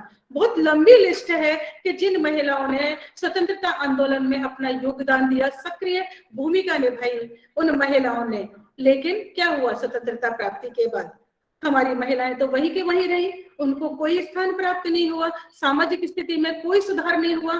पुरुष प्रधान मानसिकता इसका कारण रही। मैं इसको पुरुषों के लिए नहीं बोलूंगी, पुरुष तो है ही जिनको हमने एक महिलाओं ने ही इतना सशक्त बना दिया है। कहते हैं कि बल शरीर से नहीं आता, आत्मा से आता है।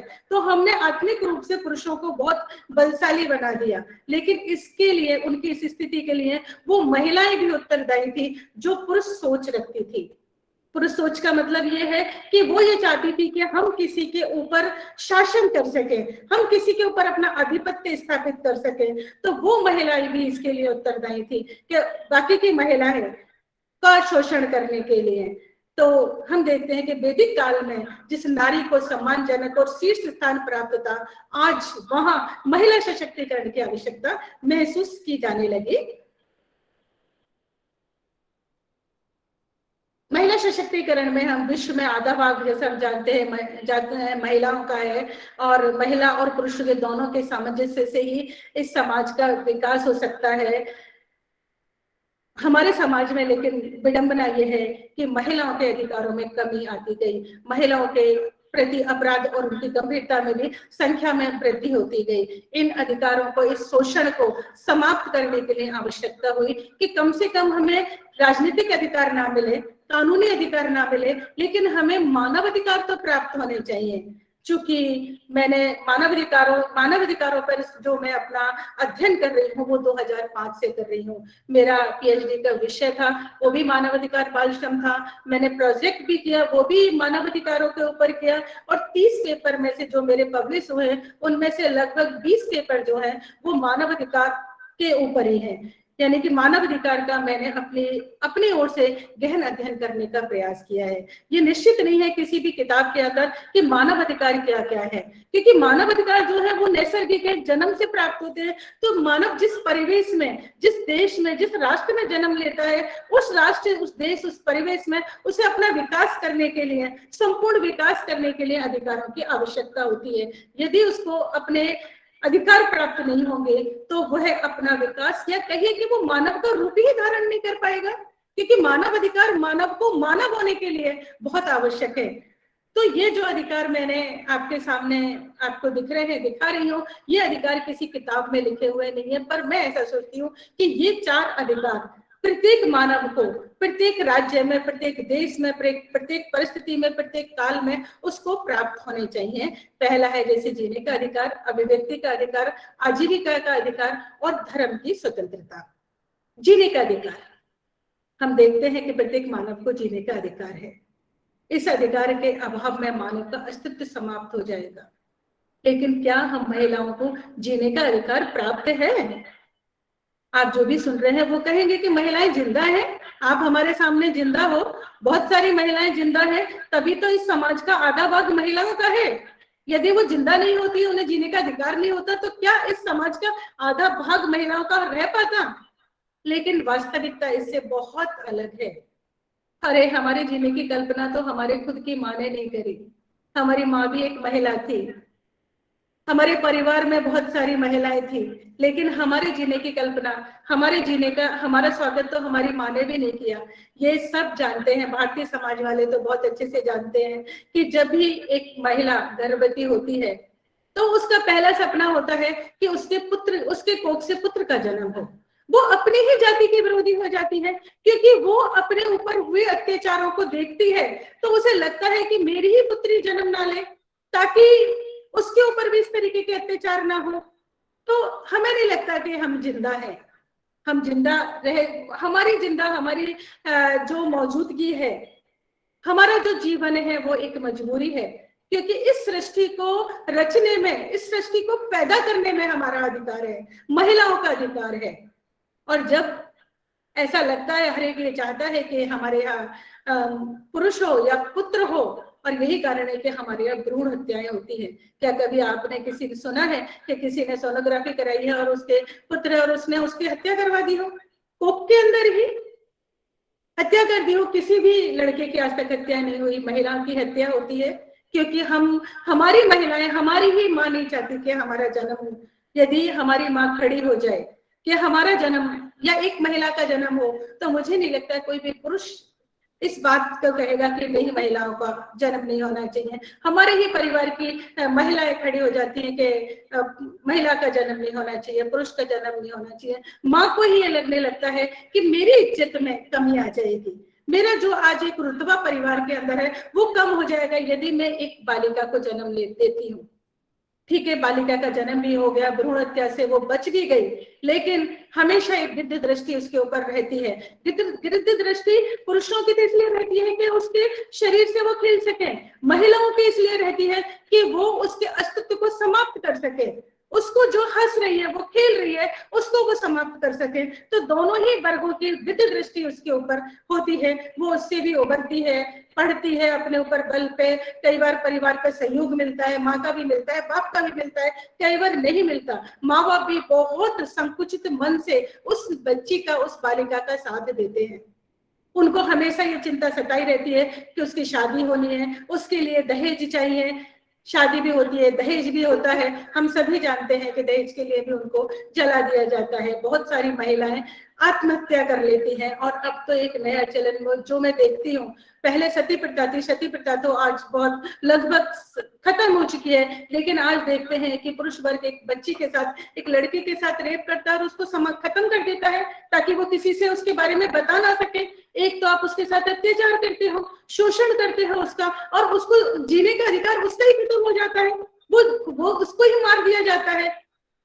जिसने गलत काम किया है पुरुष ने, उसको जीने का अधिकार है, लेकिन जिसके साथ गलत हुआ है उसके जीने का अधिकार समाप्त कर दिया जाता है, उसको मार दिया जाता है ताकि वो बाहर जाके कह ना सके कि ये मेरे साथ गलत किया है। तो हमें जीने का अधिकार ही हमारा समाप्त कर दिया जाता है। आवश्यकता है कि हमें जीने दिया जाए, इस समाज के, इस देश के, इस राज्य के भले के लिए। ये समाज, ये सृष्टि तभी तो जी पाएगी जब हम जी पाएंगे। तो हमें जीने दिए जाए इस समाज के लिए, इस सृष्टि के विकास के लिए। दूसरा अधिकार जो है वो मैं मानती हूँ अभिव्यक्ति का अधिकार है। यदि कोई, प्रत्येक मानव को बोलने, अपने विचार रखने, अपने आप को अभिव्यक्त करने का अधिकार होना चाहिए। यदि कोई मानव अपने आप को अभिव्यक्त नहीं कर पाता, बोल नहीं पाता, तो वो जानवर के सदृश हो जाता है। हम यही देखते हैं कि जानवर जो होता है अपने दुख दर्द को कह नहीं पाता है। तो यदि हम बोल नहीं पाते हैं, अपने विचारों को, अपने बातों को अभिव्यक्त नहीं कर पाते हैं, तो हम जानवर सदृश हो जाते हैं। और मेरा मानना है कि आज भी बहुत सारी महिलाओं का जो चरित्र है वो जानवरों से ज्यादा बढ़िया नहीं है। वास्तव में इस पुरुष प्रधान समाज में, पुरुष प्रधान समाज का मतलब मैं सिर्फ पुरुषों को नहीं मान रही हूँ, मैं बार बार आपसे कह रही हूँ कि केवल पुरुष नहीं है, वो महिलाएं भी हैं जो पुरुष सोच रखती हैं। और पुरुष सोच में ये है कि वो दूसरे व्यक्ति को अपने अधीन समझती है, अपना आधिपत्य रखना चाहती है, तो वो उस सब के अंतर्गत आता है। तो जब यदि कोई महिला अपने आप को अभिव्यक्त कर पाती है, यानी कि वो मानती है, मान लो वो शादी के बारे में बोलती है कि मुझे अपनी कास्ट में नहीं करनी है, दूसरी कास्ट में करनी है, मुझे इस बच्चे से शादी नहीं करनी है, उस बंदे से शादी करनी है, मुझे भारत से बाहर जाके पढ़ना है, या मुझे इस चीज की शिक्षा ग्रहण करनी है। बहुत सारे ऐसे विषय होते हैं कि जब वो अपने आप को अभिव्यक्त करना चाहती है, बोलती है, जब भी कोई बोलती है तो उसे ज्यादातर मामलों में तिरस्कार झेलना पड़ता है, उसे उल्टा के नाम से प्रसारित कर दिया जाता है और अकेले रहने को मजबूर कर दिया जाता है। परिवार में भी जो महिला बोलती है अपने हक के लिए, तो वो कई बार जो एक उसको बेसिक प्यार मिलना चाहिए, उस प्यार से ही वो वंचित हो जाती है। तो हम देखते हैं कि हमें पूर्ण रूपेण अभिव्यक्ति का अधिकार नहीं है। हम बोल रहे हैं, लेकिन हमें अपने आप को पूरी तरीके से अभिव्यक्त करने का अधिकार प्राप्त नहीं है। उसके बाद हम देखते हैं आजीविका का अधिकार, जो प्रत्येक मानव को के लिए जरूरी है, क्योंकि मानव का अस्तित्व इस पे है कि वो अपनी आजीविका कमाए, अपना भरण पोषण करे, अपने लिए खाना लेके आए। तो आज हम देखते हैं कि बहुत सारी महिलाएं काम कर रही हैं, लेकिन उनका जो रेशो है वो बहुत कम है। बहुत सारी महिलाएं आज भी पुरुष वर्ग पर आश्रित हैं, और जो महिलाएं आजीविका कमा रही हैं, जो पैसा लेके आ रही हैं घर में, वो अपने दिल पर हाथ रखें, देखें क्या वो अपने पैसे को स्वयं अपने ऊपर या अपनी मर्जी से खर्च करने के लिए स्वतंत्र है क्या? जवाब वो खुद अपने अंदर ही पाएंगी कि वो किस तरीके अपने पैसे को अपने ऊपर खर्च करने में, अपने ऊपर ही नहीं, अपनी इच्छा के अनुसार वो बच्चे के ऊपर चाहती है, वो अपने मायके वालों के ऊपर चाहती है, वो अपनी माँ के लिए खर्च करना चाहती है, वो अपने भाई के लिए खर्च करना चाहती है। क्या वो पूर्ण रूपेण स्वतंत्र है?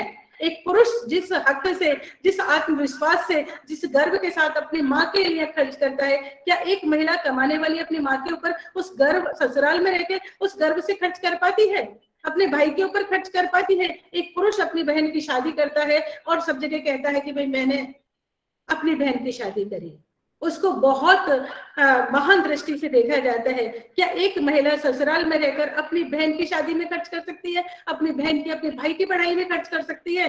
अगर वो करती है, मैंने तो नहीं देखा, मैं भी एक कामकाजी महिला हूँ, खुद कमाती हूँ, बहुत सारी कामकाजी महिलाओं के बीच में रहती हूँ, लेकिन मैंने बहुत कम प्रतिशत देखा है कि जो महिलाएं अपने अनुसार अपनी इच्छा से खर्च कर पाती हैं। तो पहली बात। दूसरी बात ये कि बहुत सारी महिलाएं तो कमाती नहीं है, वो अपने भरण पोषण के लिए पुरुषों पर आश्रित होती हैं, उसे अपने वंचित रखा जाता है अपनी आर्थिक निर्भरता से, क्योंकि ऐसा माना जाता है कि नारी को यदि ये स्वतंत्रता दे दी जाएगी तो पारिवारिक जीवन जो है विघटन के रूप विघटित हो जाएगा। अब दो रूप इस आजीविका के में समझ में हमारे सामने आते हैं। एक जो पुरुष है वो कमाते हैं, वो समझते हैं कि पुरुष यदि महिला कमाने वाली होगी तो वो हमारी बात नहीं मानेगी, और जब भी हम उसके ऊपर किसी तरीके का दबाव डालेंगे वो अलग हो जाएगी, यानी जीवन विघटित हो जाएगा। और दूसरा वो वर्ग है कि जो महिला की कमाई पर भी अपना आधिपत्य समझता है और कहता है कि घर चलाने के लिए महिला को कमाना जरूरी है, तो लेकिन उस पैसे को अपने अनुसार खर्च करने का अधिकार भी हमें प्राप्त होना चाहिए आजीविका के अधिकार के साथ साथ। हम इसके बाद हम जो चौथा है जो अधिकार हमें विशेष रूप से जो चाहिए, और ये अधिकार मेरी दृष्टि में बहुत महत्वपूर्ण है, ये है धर्म की स्वतंत्रता। धर्म से मेरा यहाँ अभिप्राय, मेरा आशय हिंदू, मुस्लिम, सिख, ईसाई, बनिया, वामन से नहीं है, क्योंकि धर्म का वास्तविक अर्थ तो ये होता ही नहीं है।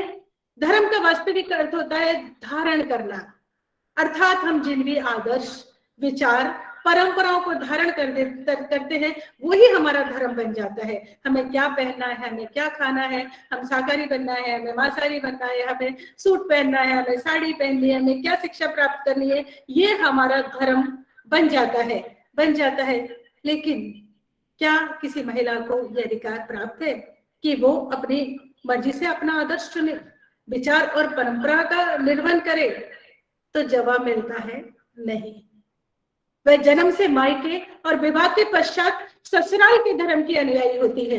वो मायके में सूट पहन रही होती है, ससुराल में आती है तो उसके ऊपर एक रात में अचानक उसकी जिंदगी परिवर्तित हो जाती है। उसे साड़ी और उसको सिर पे पल्ला रखने के लिए, घूंघट करने के लिए भी मजबूर कर दिया जाता है। हम जो बोल रहे हैं वो सुन रहे हैं, वो नहीं कर रहे हैं। लेकिन यदि हम रूरल एरिया में जाते हैं या हमारे जो डेवलप नहीं है हमारा समाज, इसमें जाते हैं तो वहां पे आज भी महिलाओं को पर्दा करना पड़ता है।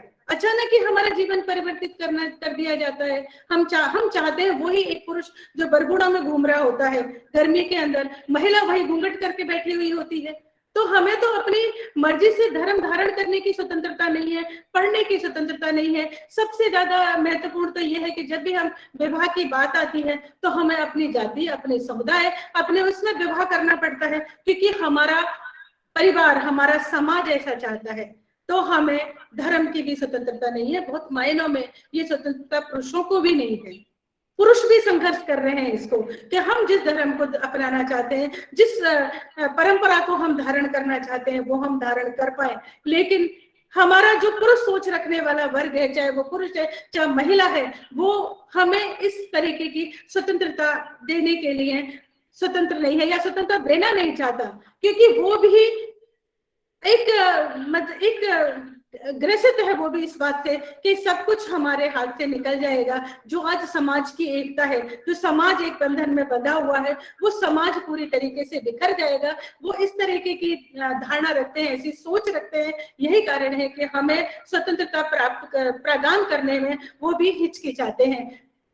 अर्थात ये जो धर्म की स्वतंत्रता है वो स्त्री और पुरुष दोनों को ही मिलनी चाहिए, तभी हमारा समाज एक सशक्त रूप में, एक स्वतंत्र रूप में हमारे सामने आ पाएगा।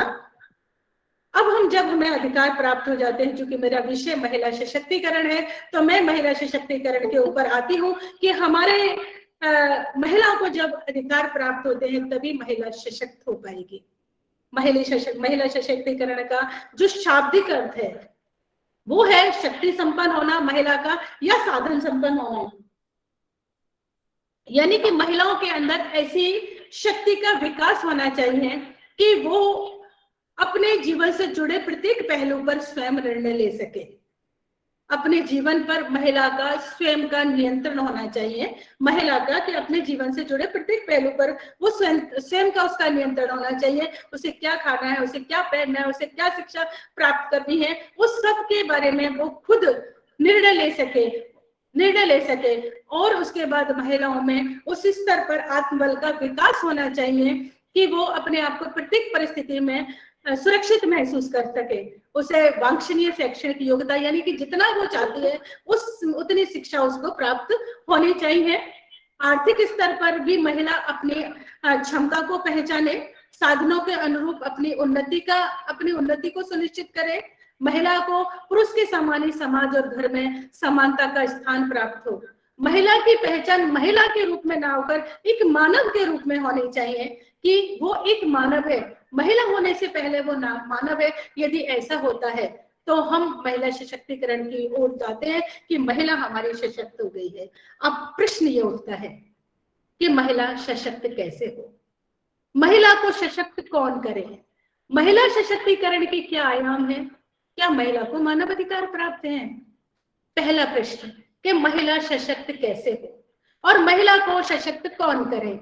तो मैं इसमें ये कहना चाहूंगी कि महिला सशक्त कैसे हो कि सशक्त यदि वो अपनी क्षमताओं को पहचाने, अपने अंदर आत्मविश्वास को पैदा करे, शिक्षा को प्राप्त करे, क्योंकि शिक्षा ऐसा माना जाता है कि प्रत्येक जो विकास है, प्रत्येक चीज की जननी होती है शिक्षा। इंसान को अपने आप को पहचानने की शक्ति जो होती है वो शिक्षा होती है, क्योंकि शिक्षा के अंदर ये नहीं है कि किताबी ज्ञान है। यदि वास्तविक हम शिक्षा का आज से जानते हैं कि लिखा क्या है शिक्षा के अंदर, हम क्या पढ़ रहे हैं, जो हमारे पूर्वज थे, हमारे जो आने वाले थे, जो हमारे वैज्ञानिक हैं, वो अपने अनुभवों को, अपने ज्ञान को उन किताबों के अंदर लिख देते हैं।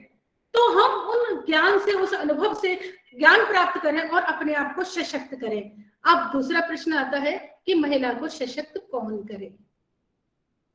पुरुष की तरफ हम देखते हैं तो मेरा ऐसा मानना है कि महिला के ऊपर जब भी शोषण होता है, वैसे माना जाता है कि बहुत बड़े बड़े जो अत्याचार होते हैं, जो शोषण होते हैं, वो पुरुष वर्ग के द्वारा ही किए जाते हैं। लेकिन मैं ऐसा समझती हूँ कि जब महिला की ज्यादा बारी आती है तो पुरुष तो महिला के प्रति प्रेम ही प्रदर्शित करता है, उसको आगे बढ़ाने का ही कार्य करता है, लेकिन उसके बदले में वो चाहता है कि वो महिला बस वो मेरी प्रॉपर्टी बन के रहे।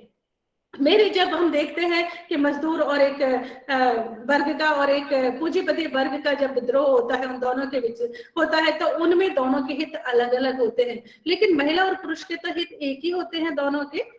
तो फिर उसमें जब वो महिला के प्रति जब वो भावना रखता है, जब भी वो रखता है कि महिला जो मेरे प्रति आसक्त रहे, मेरे साथ रहे, मेरी बातों को माने, वो प्रेम प्रदर्शित करता है, वो उसको जीवन को अच्छा बनाना चाहता है, लेकिन उसको सशक्त बनाना नहीं चाहता।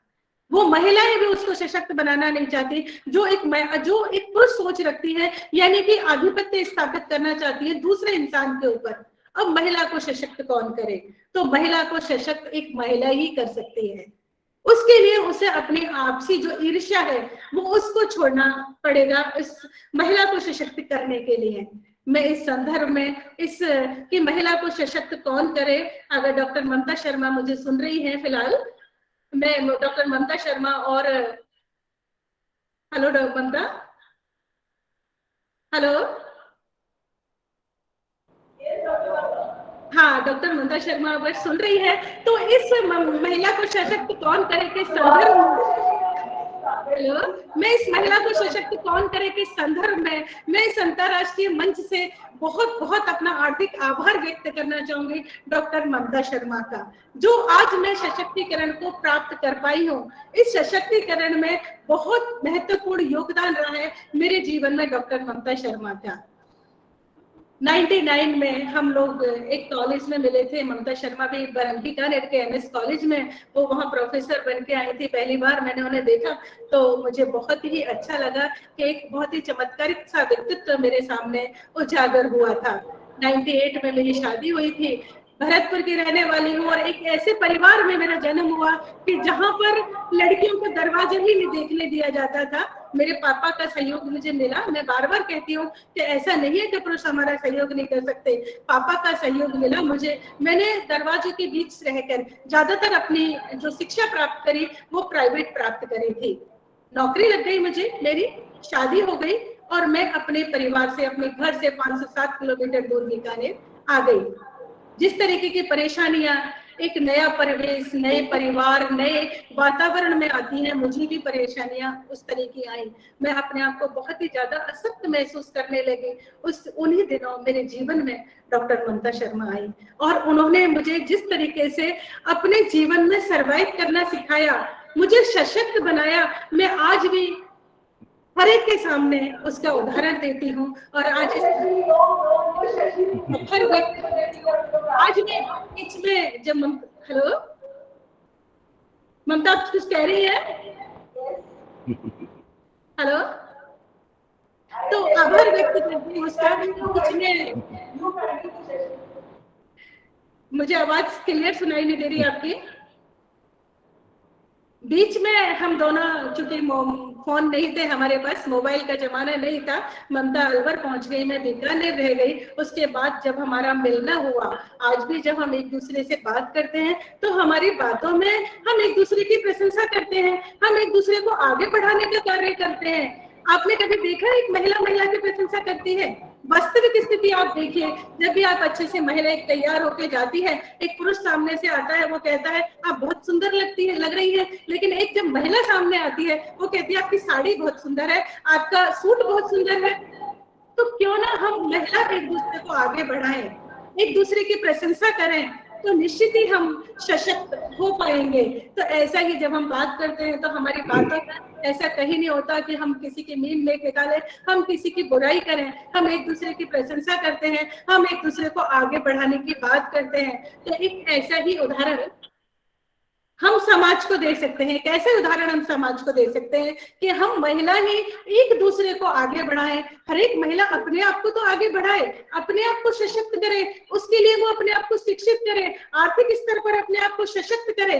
लेकिन एक महिला यदि एक महिला को आगे बढ़ाएगी तो निश्चित ही हमारे समाज में सशक्तिकरण होगा। यदि एक माँ एक बेटी के साथ खड़ी हो जाए, मुझे नहीं लगता किसी पुरुष में इतनी ताकत है कि वो उस महिला के सामने कर पाए। एक सास अपने बहू के साथ खड़ी हो जाए, एक नंद अपनी भाभी के साथ खड़ी हो जाए, एक भाभी अपने नंद के साथ खड़ी हो जाए, तो मुझे नहीं लगता महिला सशक्तिकरण किसी पुरुष की आवश्यकता होगी उस महिला को के सशक्तिकरण के लिए। या वो महिला के ऊपर शोषण हो पाएगा, अत्याचार हो पाएगा, या महिला सशक्त नहीं हो पाएगी। क्या महिलाओं को मानवाधिकार प्राप्त है? हाँ, हम प्रयास कर सकते हैं कि महिलाओं को उनके मानव अधिकार प्राप्त हों। बहुत अंतर, पहले से आज के समाज में बहुत अंतर आ गया है। महिलाओं को मानव अधिकार प्राप्त हो रहे हैं, वो मानव अधिकारों को प्राप्त कर रही हैं और उनको प्राप्त हो रहे हैं, लेकिन और भी अधिक आवश्यकता है। जो महिला नीचे बैठी हुई है, जो महिलाएं निम्न स्तर पे है, हम महिलाओं को ही प्रयास करना चाहिए कि उनके अधिकार प्राप्त होने चाहिए ताकि महिला सशक्त हो पाए। आगे प्रश्न उठता है अंतर्राष्ट्रीय स्तर पर क्या महिला सशक्तिकरण के लिए प्रयास किए गए हैं? हमारी सरकार ने क्या महिला सशक्तिकरण के लिए प्रयास किए हैं? सामाजिक स्तर पर महिला सशक्तिकरण की क्या स्थिति है?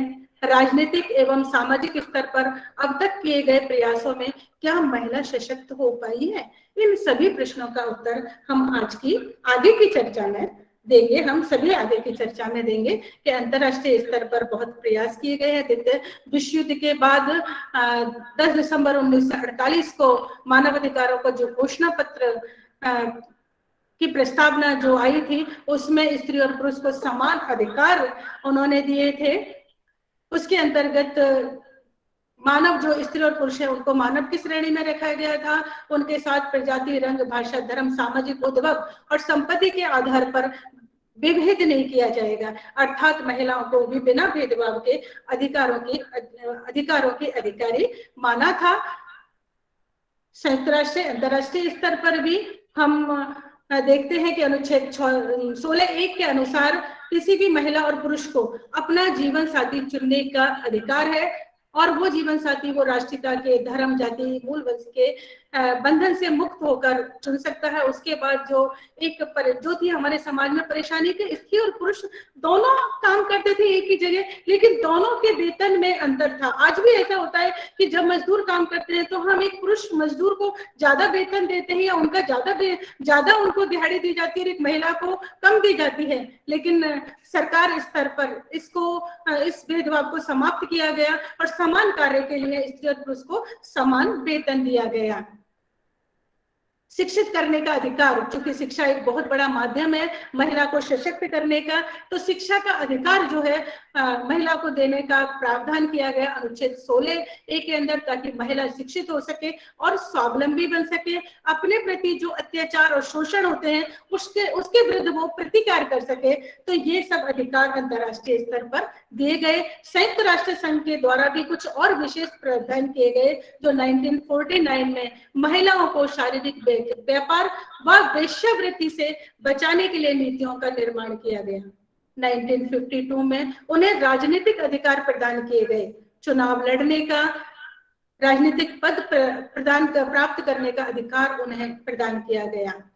1957 में विवाहित महिलाओं की राष्ट्रीयता के संबंध में भी कानून बने कि यदि एक राष्ट्र से दूसरे राष्ट्र में यदि विवाहिता स्त्री विवाह करके जाती है तो उसे उसकी राष्ट्रीयता प्राप्त होनी चाहिए। 1975 को राष्ट्रीय महिला वर्ष के रूप में घोषित किया गया और उस वर्ष का उद्देश्य था कि पुरुष और महिला को समानता का दर्जा प्राप्त हो। तो अंतर्राष्ट्रीय स्तर पर महिला को शिक्षित करने के लिए, उनकी आर्थिक स्थिति सुदृढ़ करने के लिए, उनकी सामाजिक दिशा को सुधार करने के लिए बहुत कानून क्रियान्वित हुए, योजनाएं बनाई गई, बहुत बल और पैसा खर्च हुआ। परिणाम स्वरूप महिलाओं की स्थिति में कुछ सुधार हुआ, लेकिन वो प्रतिशत बहुत कम है। उन पर आए दिन बलात्कार, दहेज की मांग हमें ये सोचने को मजबूर करती है, क्या आज भी महिलाओं को वास्तव में मानवाधिकार प्राप्त है? क्या सभी महिलाओं को मानवाधिकार प्राप्त है? तो हमें उत्तर मिलता है नहीं। मानवाधिकारों के संदर्भ में महिलाओं की स्थिति जो है उसकी संघर्ष की कहानी बहुत लंबी है। सती प्रथा, प्रदा प्रथा, दहेज प्रथा हमारे समाज का एक अंग हो गई थी। 19वीं शताब्दी में उसको समाप्त करने के लिए बहुत सारे संवैधानिक उपाय करने पर बल दिया गया।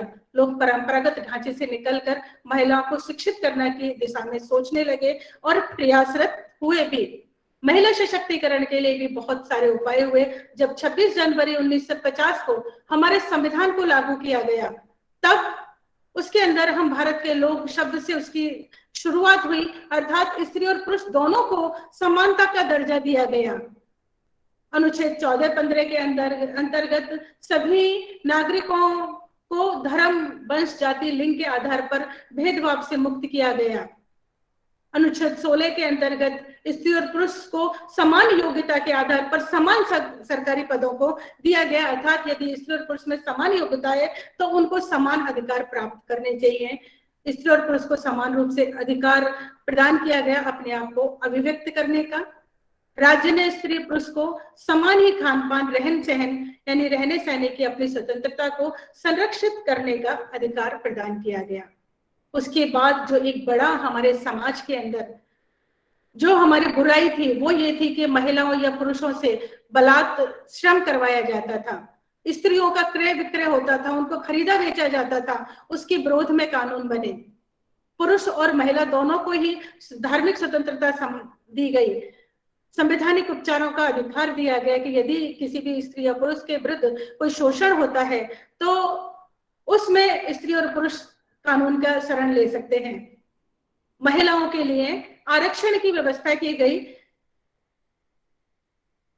सबसे बेहतर यह हुआ कि महिलाएं जो हमारे समाज, हमारे सृष्टि की रचयिता हैं, प्रसूति काल में उनको राहत की व्यवस्था की गई, उनके लिए छुट्टियों की व्यवस्था की गई, समान आचार संहिता बनाई गई। प्रत्येक प्रथाएं, नागरिकों को आह्वान किया गया कि स्त्रियों के सम्मान के विरुद्ध जो भी पर्दा प्रथा है, बाल विवाह है, सती प्रथा है, इसका विरोध करें। उसके विरोध में कानून बनाए गए। महिलाओं को चुनाव लड़ने, मत प्रदान करने, राजनीतिक पद प्राप्त करने का दिया गया और बहुत सारे कानून बने।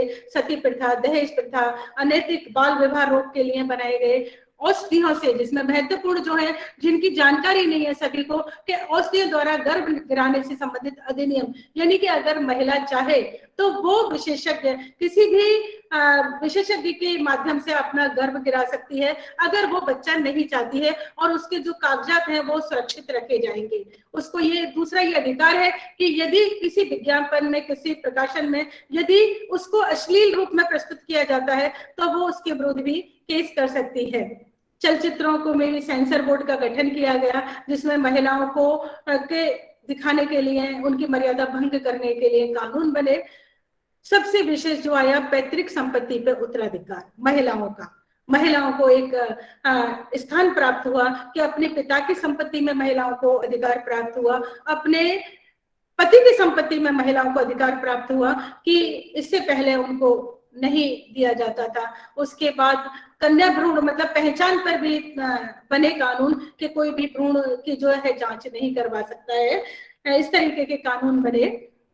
पंचायतों में महिलाओं के लिए 1/3 आरक्षण प्राप्त हुआ, समान पारिश्रमिक प्राप्त हुआ, और इस कानूनों में मील का पत्थर साबित हुआ घरेलू हिंसा से महिला संरक्षण अधिनियम 2005, जो 26 अक्टूबर 2005 को लागू हुआ था, कि यदि महिला के प्रति परिवार के अंदर किसी भी तरीके का शारीरिक और मानसिक हिंसा होती है तो वो अपने न्यायालय की शरण में जा सकती है उस हिंसा के विरुद्ध।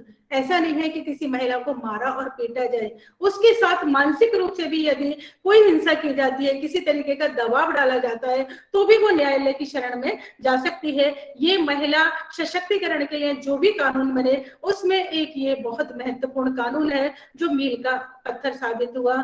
महिला जो है जिसके प्रति रेप हो जाता है, मुफ्त कानूनी सलाह ले सकती है। कार्यस्थल पर यदि किसी महिला के साथ कोई यौन उत्पीड़न होता है, उसके विरुद्ध वो शिकायत दर्ज कर सकती है। बलात्कार जब होता है तो उसको ये अधिकार है कि उसका नाम न छापा जाए। और उन सबके बीच एक और अधिकार हमें प्राप्त हुआ कि अभी तक बच्चे के जन्म के ऊपर हमें छुट्टी मिलती थी हमें, कि हम अपना उसके बाद अभी जो सेवा काल में 730 दिन का जो हमें विशेष अवकाश प्राप्त हो रहा है अपने बच्चों के पालन पोषण के लिए। 18 वर्ष तक के बच्चे जब तक नहीं हो जाते तो हम 7 से 30 दिन का एक विशेष अवकाश स्वीकृत करवा सकते हैं अपने बच्चों के पालन के लिए, अपने बच्चों के विकास के लिए, उन्हें समाज में एक अच्छा नागरिक बनाने के लिए। क्योंकि जो कामकाजी महिला है वो जानती है कि अपने बच्चों को किस तरीके से पालती है, वो किस तरीके की अनसिक्योरिटी फील करती है। तो ये जो मातृत्व संबंधी अधिकार जो हमें प्राप्त हुआ वो बहुत ही मील का पत्थर इसमें साबित हुआ। उसमें और भी है कि महिला को रात्रि में गिरफ्तार नहीं किया जा सकता। यदि सूरज उगने से पहले और सूरज उगने के बाद महिला को किसी को, यदि वो अपराधी भी है तो उसे गिरफ्तार नहीं किया जा सकता है। अगर उसके साथ अत्याचार होता है तो वो ईमेल के जरिए अपनी शिकायत दर्ज कर सकती है, तलाक की अर्जी दे सकती है। कोई छेड़छाड़ करता है तो उसके विरुद्ध वो कानून का सहारा ले सकती है। और महत्वपूर्ण संपत्ति का अधिकार कि उसे अपने पुत्र के अपने पिता की संपत्ति में जैसा और पति की संपत्ति में उसे अधिकार प्राप्त है। तो इस तरीके के अधिकार महिलाओं को दिए गए। लेकिन हम देखते हैं कि आज भी महिलाओं की स्थिति जो है वो हमारे समाज में उतनी अच्छी नहीं है जितनी अच्छी होनी चाहिए। उसका एक बहुत बड़ा कारण है कि जब हम भारतीय समाज को, भारतीय परंपराओं को देखते हैं तो हम देखते हैं कि हमारे यहाँ ठीक है, हमारी बच्ची है, बहुत ध्यान रखती है, हमारी बच्ची हुई, हमने पालन पोषण किया उसका, उसने उसको बहुत अच्छे से हमने उसका ध्यान रखा, उसका बच्ची ने भी हमारा बहुत ध्यान रखा। जब हमारे सामने प्रश्न उपस्थित होता है कि अब हमारा दाह संस्कार कौन करेगा, तब एक माता पिता का दिल बैठता है, क्योंकि हमारे समाज का तो एक परंपरा है कि वो तो बेटा ही करेगा। अब हमारे यहाँ बेटा नहीं है तो हमारा दाह संस्कार कौन करेगा। तब ऐसा लगता है कि नहीं, हमारे भी एक पुत्र का जन्म होना चाहिए।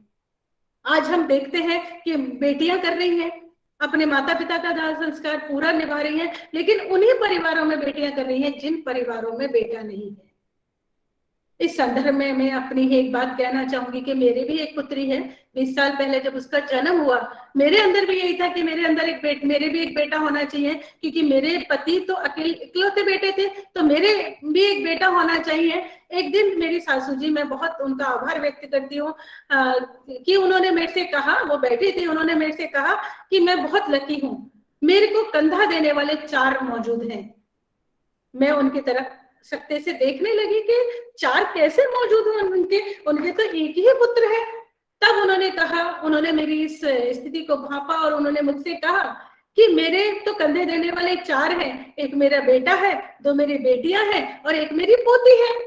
तो मेरे दिल पे जो बोझ था कि मेरे बेटा नहीं है, वो खत्म हो गया।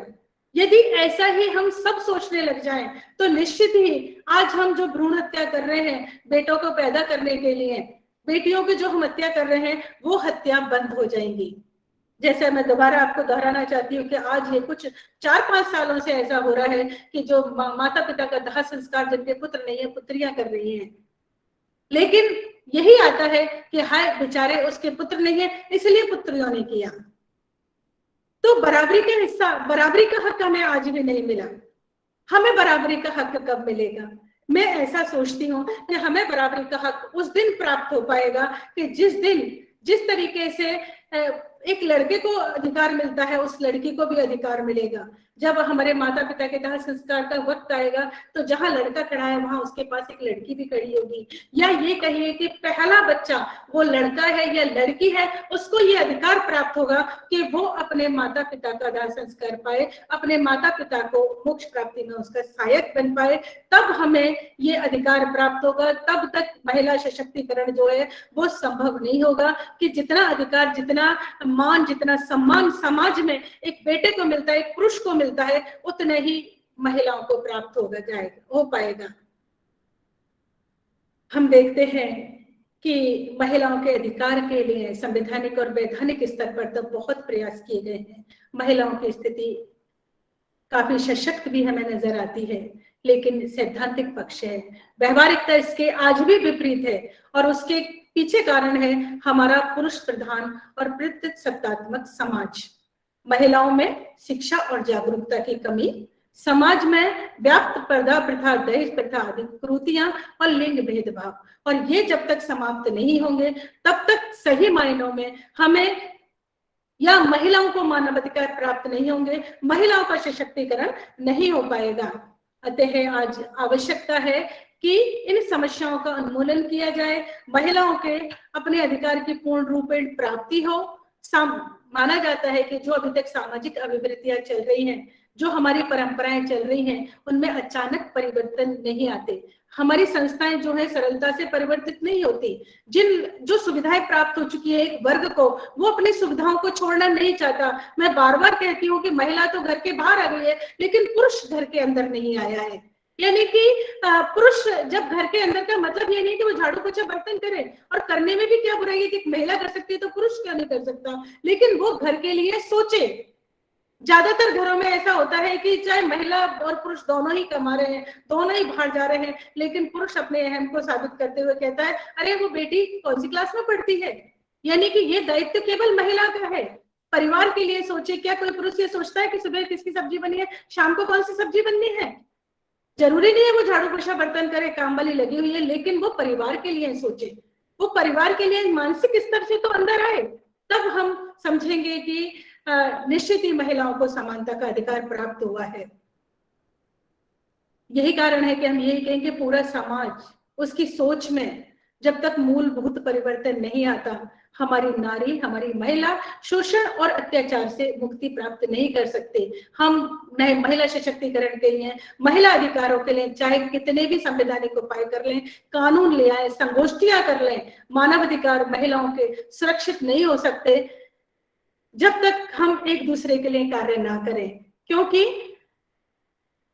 एक के जो अधिकार होते हैं वो दूसरे का कर्तव्य होता है। जब एक व्यक्ति अपने कर्तव्यों का पालन करता है, जब दूसरे व्यक्ति को अधिकार प्राप्त होता है। जब माँ बाप एक बच्चे को जन्म देते हैं तब उसे जीने का अधिकार प्राप्त होता है। एक माँ बाप जब उसकी पालन पोषण करते हैं, जब उसे विकसित होने का अधिकार प्राप्त होता है। जब एक शिक्षित शिक्षा प्रदान करता है तब एक विद्यार्थी को अपनी शिक्षा का अधिकार प्राप्त होता है। तो एक व्यक्ति जब अपने कर्तव्य करता है तो दूसरे को अपने अधिकार प्राप्त होते हैं। तो हमारे समाज में स्त्री और पुरुष दोनों को ही अपना कर्तव्य करना पड़ेगा, तब हमारे समाज की महिलाओं को अपने अधिकारों की प्राप्ति हो पाएगी और वो सशक्त हो पाएंगी। आज आवश्यकता है समाज को अपना नजरिया बदलने की। महिलाओं को समाज का एक सदस्य अपना साथी माने। वो महिला माने क्यों, अपने समाज का एक सदस्य माने और अपना साथी माने, उनके प्रति धर्म का पालन करें। महिलाओं को अपने अधिकार स्वतः ही प्राप्त हो जाएंगे। इस संदर्भ में मैं अंत में कहना चाहूंगी, बीत गई वो असंख्य सदियां चुप रहकर अश्रु बहाने की, अत्याचारों को सहते सहते घुट घुट कर मर जाने की। इसी संदर्भ में मैं अंत में एक कविता जो शैलेंद्र कुमार चौहान की है वो मैं हमेशा बोलती हूँ और महिलाओं को जागृत करने का प्रयास करती हूँ कि आया समय उठो तुम नारी, युग निर्माण तुम्हें करना है। आजादी की खुदी नींव में तुम्हें प्रगति पत्थर भरना है। आया समय उठो तुम नारी, युग निर्माण तुम्हें करना है। अपने को कमजोर न समझो, जननी हो संपूर्ण जगत की। गौरव हो अपनी संस्कृति की, आहट हो स्वर्णिम आगत की। तुम्हें नया इतिहास देश का अपने कर्मों से रचना है। आया समय उठो तुम नारी, युग निर्माण तुम्हें करना है। शिक्षा हो या अर्थ जगत हो या सेवा हो सरकारी, पुरुषों के समान तुम भी हो हर पद की सच्ची अधिकारी। तुम्हें नए प्रतिमान सृजन के अपने हाथों से गढ़ना है। आया समय उठो तुम नारी, युग निर्माण तुम्हें करना है। धैर्यपूर्वक सुनने का बहुत बहुत शुक्रिया आप सभी को।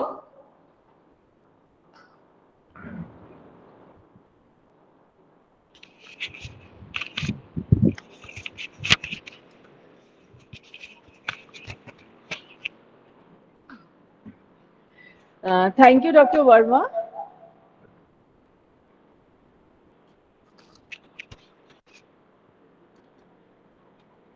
What I can see, they pin me. What I can see is a lot of compliments for you in the chat box, and I promise you that I'm going to share it with you by evening of today, right? So it's time to give a formal thanks to you. Thank you, Dr. Verma, for such an eye-opening address.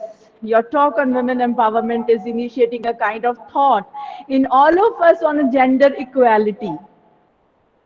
आपने हमारे दिल के अंदर एक मास massacre जगा दिया है। अब वो कैसे शांत होगा, ये एक सोचने वाली बात है। तो जगह भी और महिला का साथ दे। पुरुष तो मैं तो मानती हूँ कि पुरुष के अंदर इतनी शक्ति ही नहीं है कि वो किसी महिला के साथ अत्याचार कर सके। पुरुष तो प्रशंसा करता है हमेशा उसकी, लेकिन महिला भी उस तरीके से प्रशंसा करने लगे, महिला भी उसका साथ देने लगे, तो मुझे नहीं लगता कि हमें किसी पुरुष की सशक्तिकरण की, हम ऐसे ही सशक्त हो जाएंगे। Right. Who knows it better than me? I know you since last many years, and I know how you have struggled and studied, and you have reached where you are today. Okay. You yourself is a true example of women empowerment. और आपको देख के मुझे हमेशा एक ही चीज याद आती है कि नारी शक्ति को प्रणाम, और आपको भी प्रणाम। और मैं इसी आशा करती हूँ डॉक्टर वर्मा कि आपने ये जो बीड़ा उठाया है महिला सशक्तिकरण के अलख जगाने का, मैं ऐसी आशा करती हूँ कि आप जो इतना सुंदर काम कर रही हैं, आप करती रहेंगी कितनी भी कठिनाइयां आए आप हारेंगी नहीं। बिल्कुल, ये प्रॉमिस आप आज हमसे करिए। बिल्कुल बिल्कुल करती रहूंगी। और जिस तरीके से अभी तक मुझे पिछले 21 सालों का जो साथ मुझे आपका मिला है वो आगे मुझे मिलता रहेगा। मैं आपसे मेरी ऐसी गुजारिश है कि निश्चित ही जिस तरीके से मैं बार बार कहती हूँ कि महिला के साथ खड़ी हो जाए, तो महिला को की जरूरत ही नहीं है, किसी सशक्त होने में से कोई रोक नहीं सकता। तो जिस तरीके से आपका साथ मुझे मिलता रहा है, ऐसा ही साथ की अभिलाषी हूँ मैं आपके की कि मुझे पूरे जन्म, जब तक मैं रहूं इस पृथ्वी पर, इस दुनिया में, मुझे आपका साथ मिलता रहे। इस अंतर्राष्ट्रीय मंच से मैं आपका हार्दिक आभार भी व्यक्त करती हूँ और आह्वान भी करती हूँ कि मुझे आपका साथ और आपका प्यार, आपका स्नेह हमेशा मिलता रहे। आपकी प्रशंसा, जिस तरीके से हम मिलते हैं, एक दूसरे की तारीफ करते हैं, कि तारीफ हमें हमेशा मिलती रहे, ताकि हम पुरुषों की तरफ ना देखें कि वो हमारी तारीफ करें, हम एक दूसरे की तारीफ करते रहे महिलाएं। तो ये लगता है कि हमारे जीवन को बहुत सुंदर बना देगा। धन्यवाद। आपने बहुत थोड़े शब्दों में बहुत कुछ मांग लिया डॉक्टर वर्मा, एंड मैं ऐसी आशा करती हूँ कि वो सब आपको मिले. So I take this opportunity to thank you on the behalf of the entire team. Your talk has worked as a starting point to resolve important issues in the area of women empowerment and inspired many of us to take individual initiative. With this, I thank you a lot for taking out time with us, or I believe and I request that in all our future endeavors, you will be joining us. Thank you so much, Dr. Verma. Have a wonderful rest of the day ahead. I will see you in the evening. Bye-bye. Thank you very much. Bye-bye. Leaders think and talk about solutions, followers think and talk about problems, and such leaders have the capacity to transform vision into reality. I would like to inform everyone that we are very happy to have among us patron of ISTTP 1 and Principal RRC Alwar. With a lot of gratitude and veneration, I would call upon Dr. Hukam Singh Ji, the most dynamic principal of RRC Alwar, for his few words. Sir, stage is all yours. Sir को pin करो.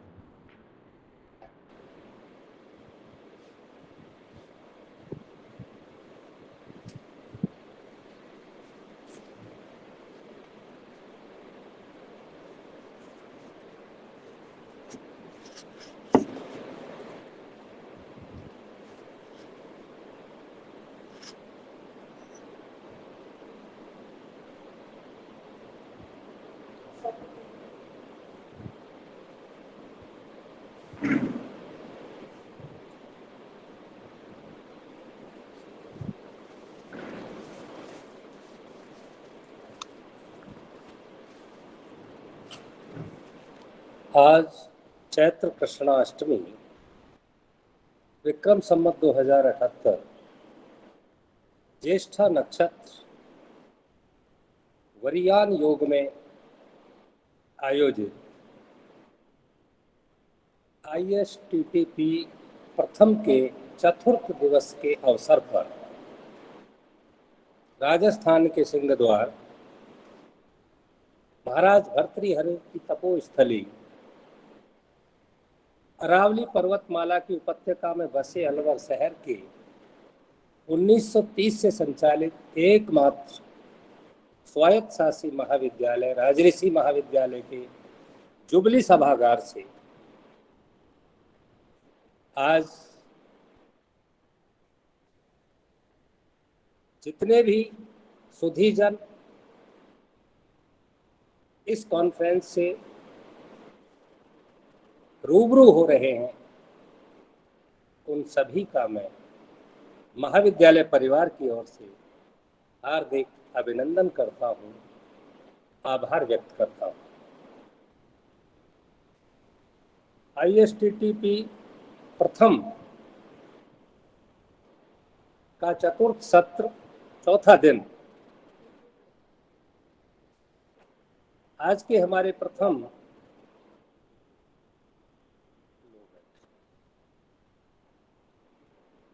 वक्ता doctor Meera Srivastava ji, ex principal डूंगर college Bikaner.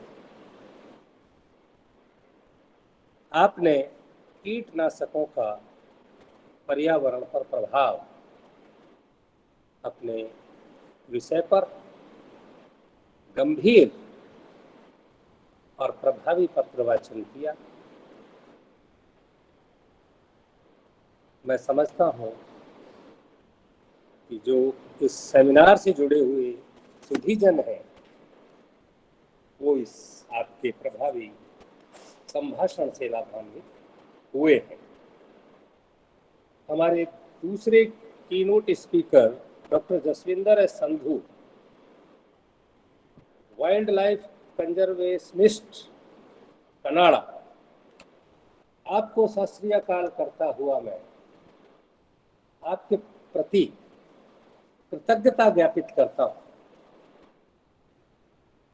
कि मैं अपने व्यस्ततम समय में से समय निकालकर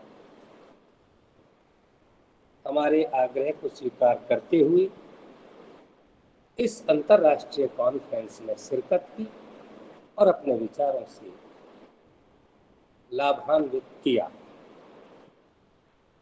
हमारी तीसरी keynote speaker doctor Ritu Srivastava, deputy director teaching and learning,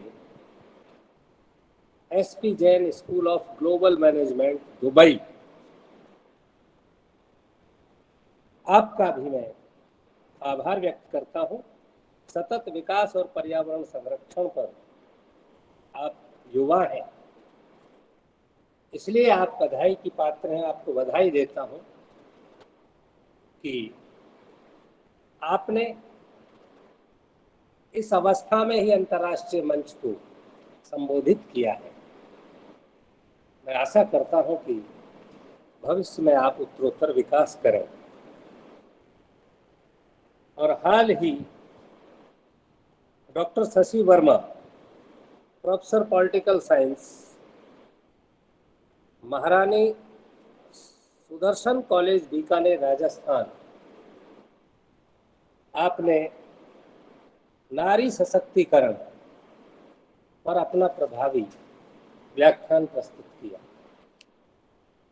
political science के प्रोफेसर हो तो वैदिक काल से लेकर और आज तक पूरी नारी की यात्रा का चित्रण आपने प्रस्तुत किया।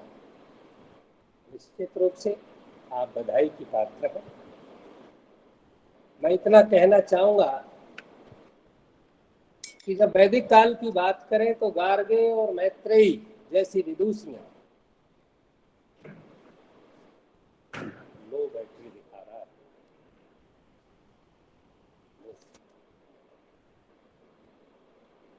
गार्गी और मैत्रेयी जैसी विदुषियां वैदिक काल में हुई। मनु काल आया तो आपने सुना होगा, यत्र नार्यस्तु पूजन्ते रमन्ते तत्र देवता, की बात भी भारतीय साहित्य करता है कि जहां नारियों की पूजा होती है वहां देवता रमण करते हैं। तो भारतीय जब इतिहास को हम तलाशते हैं, ऐसा कहीं लगता नहीं। और पीछे चले, भगवान शिव की बात करें, कल्पना करें तो वो अर्धनवारीश्वर है। और शिव में से अगर ई को निकाल दिया जाए तो वो सब रह जाता है। और ई शक्ति का प्रतीक है जो नारी है। तो स्वयं शंकर भगवान भी अपने आप में पूर्ण तब है जब पार्वती उनमें समाई हुई है। वो जो ई है वही शक्ति है। तो शिव में से शक्ति को अगर हम निकाल दें तो वो सब रह जाता है। इसलिए अब ये तो कल्पना, ये कहना तो बिल्कुल ही गलत है कि नारी का कभी सम्मान नहीं हुआ। जब हम राम की बात करें तो सीता साथ, हम ब्रह्मा की बात करें तो सरस्वती साथ, विष्णु की बात करें तो लक्ष्मी साथ। लेकिन मैं शशि का अब थोड़ा सा एक उदाहरण देकर समर्थन करूंगा। जब मैं राम की बात करूं तो रामचरितमानस में एक प्रसंग आया है। अन्यथा ना ले विद्वत समाज मेरी बात को, लेकिन तर्क तो तर्क है और सत्य वही होता है जो तर्क की कसौटी पर खरा उतरे। मैं किसी की धार्मिक आस्था को चोट नहीं पहुंचा रहा, मुझसे बड़ा आस्तिक कोई हो भी नहीं सकता, क्योंकि मैं संस्कृत का विद्यार्थी हूं। भगवान रामचंद्र ने सीता की अग्नि परीक्षा ली थी, आप सब जानते हैं। भारतवर्ष तो पूरा परिचित है। और वो भगवान राम है। शब्द को ध्यान से सुने, मैं उनको राम नहीं कह रहा हूं, भगवान राम कह रहा हूं।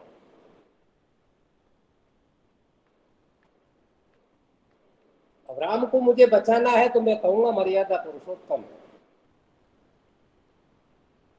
इस पर आप विचार करें विद्वत समाज कि वो भगवान है, राम है, सीता उनकी धर्म पत्नी है, क्या आवश्यकता पड़ी थी उनको अग्नि में खपाने की। कई प्रसंग ऐसे। रामचरितमानस के जो रचयिता है तुलसीदास, वो लिख गए ढोल गंवार शूद्र पशु नारी ये सब ताड़न के अधिकारी। आप कहोगे तुलसीदास की निंदा कर रहे हैं लोग, लेकिन सही वक्ता वही है जो समालोचना करे, और सही व्यक्ति भी वही है,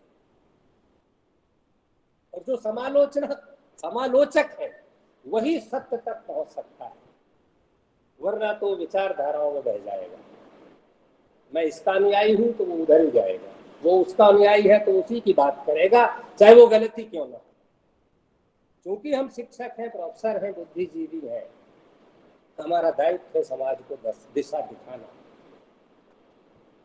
हम पैदा इसलिए हुए और हमको ईश्वर ने पेशा भी यही दिया कि हम समाज को कुछ दें, जो भी दें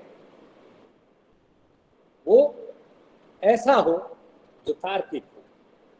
तो नारी जो शब्द है, मैंने कहा ना मैं संस्कृत का विद्यार्थी हूं, ना अरि यस्या सा नारी, जिसका कोई शत्रु नहीं उसे नारी कहते हैं। अब बताइए शशि जी, आप तो कह रही थी कि नहीं उसके तो शत्रु, और मैं नारी शब्द की व्याख्या कर रहा हूं कि जिसका कोई शत्रु नहीं उसे नारी कहते हैं। ये बात बिल्कुल सत्य है। मैंने अपने उदाहरण से प्रमाणित किया कि नारी सदैव मानव समाज में बराबर रही, लेकिन शशि जी भी सही बोलती आई और इन्होंने कहा मुगल काल आया, मध्यकाल आया, तब गड़बड़ होने लगा। कालांतर में समय और परिस्थितियों के अनुसार जब आक्रांताओं ने देश को पर आक्रमण किए, अपनी हुकूमत या कायम की, तो बहुत सारी प्रथाएं लागू कर दी गई, बहुत सारी प्रथाओं को समाप्त कर दिया गया।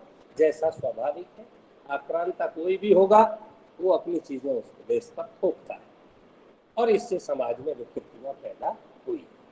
लेकिन प्रोफेसर शशि जी, मैं ये कहूँगा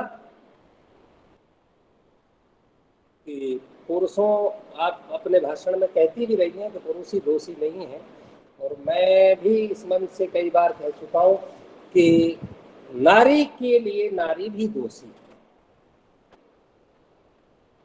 क्योंकि मैं प्रिंसिपल हूँ इस कॉलेज का, और 75 प्रोफेसर मेरे पास काम कर रहे हैं, जिनमें से 40-35 महिलाएं। तो ये मेरा प्रैक्टिकल है, और आपने शशि जी अपने भाषण में इसको कॉर्ड किया कि पुरुष को महिला मिलती है तो कहता है कि बहुत सुंदर लग रही है, और पता नहीं नारी, आपने क्या कहा, नारी कुछ और कहती है। आप भी मान रही थी अपने भाषण में इस बात को, और मैं प्रैक्टिकल में देख रहा हूँ। कुल मिलाकर बात यह है कि हमको स्वयं को मानसिकता जब तक सुधरेगी नहीं, तब तक नारी सशक्तिकरण सही मायने में नहीं आएगा।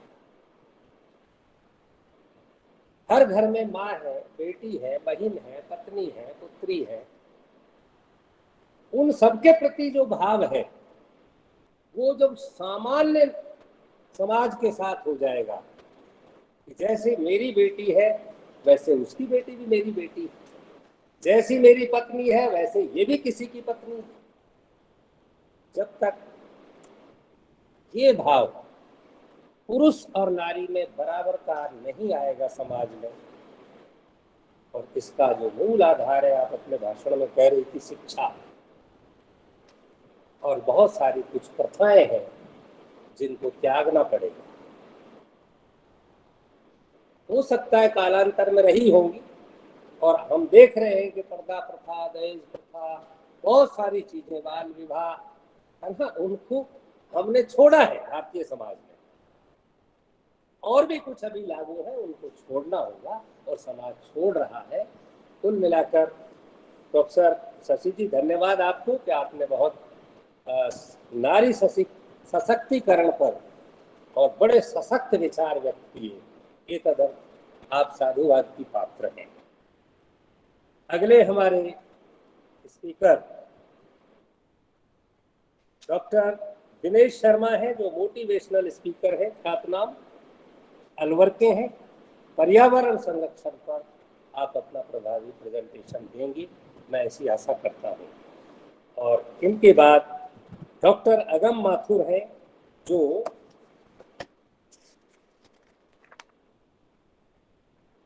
MD Saraswati technical service and के एमडी हैं, ये जयपुर राजस्थान से। तो माननीय माथुर साहब, आप से भी उम्मीद करता हूं कि कल आपका मुझे मालूम है कल आपका प्रेजेंटेशन होना था, आपका भाषण वक्तव्य होना था, लेकिन पारिवारिक परिस्थितियों के कारण आज वो हो रहा है। मैं विश्वास के साथ कह सकता हूं कि आप निश्चित रूप से हमारे डेलीगेट्स को और जो भी सुधीजन इस कॉन्फ्रेंस से जुड़े हुए हैं उनको लाभान्वित करेंगे। उन्हें इस अवसर पर आप सभी के प्रति मैं कृतज्ञता ज्ञापित करता हूँ, आभार व्यक्त करता हूँ, इस उम्मीद के साथ कि हमारे आज ये पहला प्रोग्राम है, ऐसी 10 ट्रेनिंग हमको करनी है, आगे भी हम आपको कष्ट देंगे। मुझे उम्मीद है कि आप हमारे आमंत्रणों को स्वीकार करेंगे। जय हिंद, जय भारत, धन्यवाद।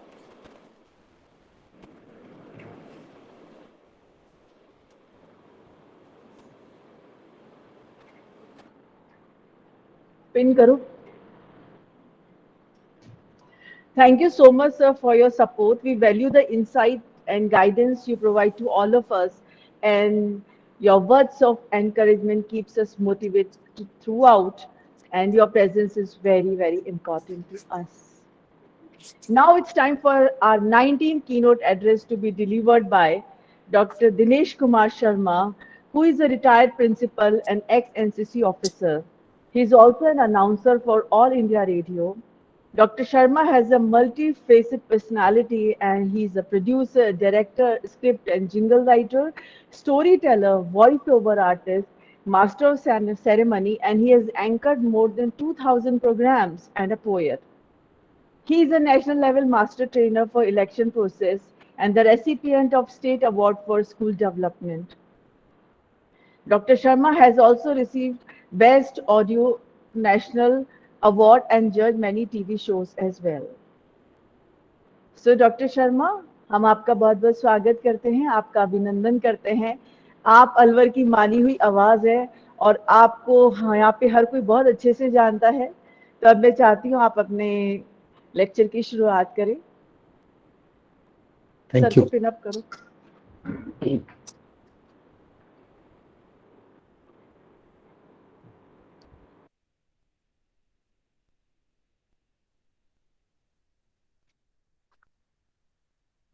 नमस्कार आप सभी को। और अभी प्रिंसिपल सर स्वागत कर रहे थे, अब मेरी तरफ से भी सभी का स्वागत जो भी इस कॉन्फ्रेंस के साथ जुड़े हैं। सबसे पहले तो मैं आदरणीय हुकम सिंह जी को प्रणाम करता हूं। आपके बारे में बहुत सुना था, लेकिन पिछले 4 दिनों से आपसे जो सुन रहा हूं वो अकल्पनीय है।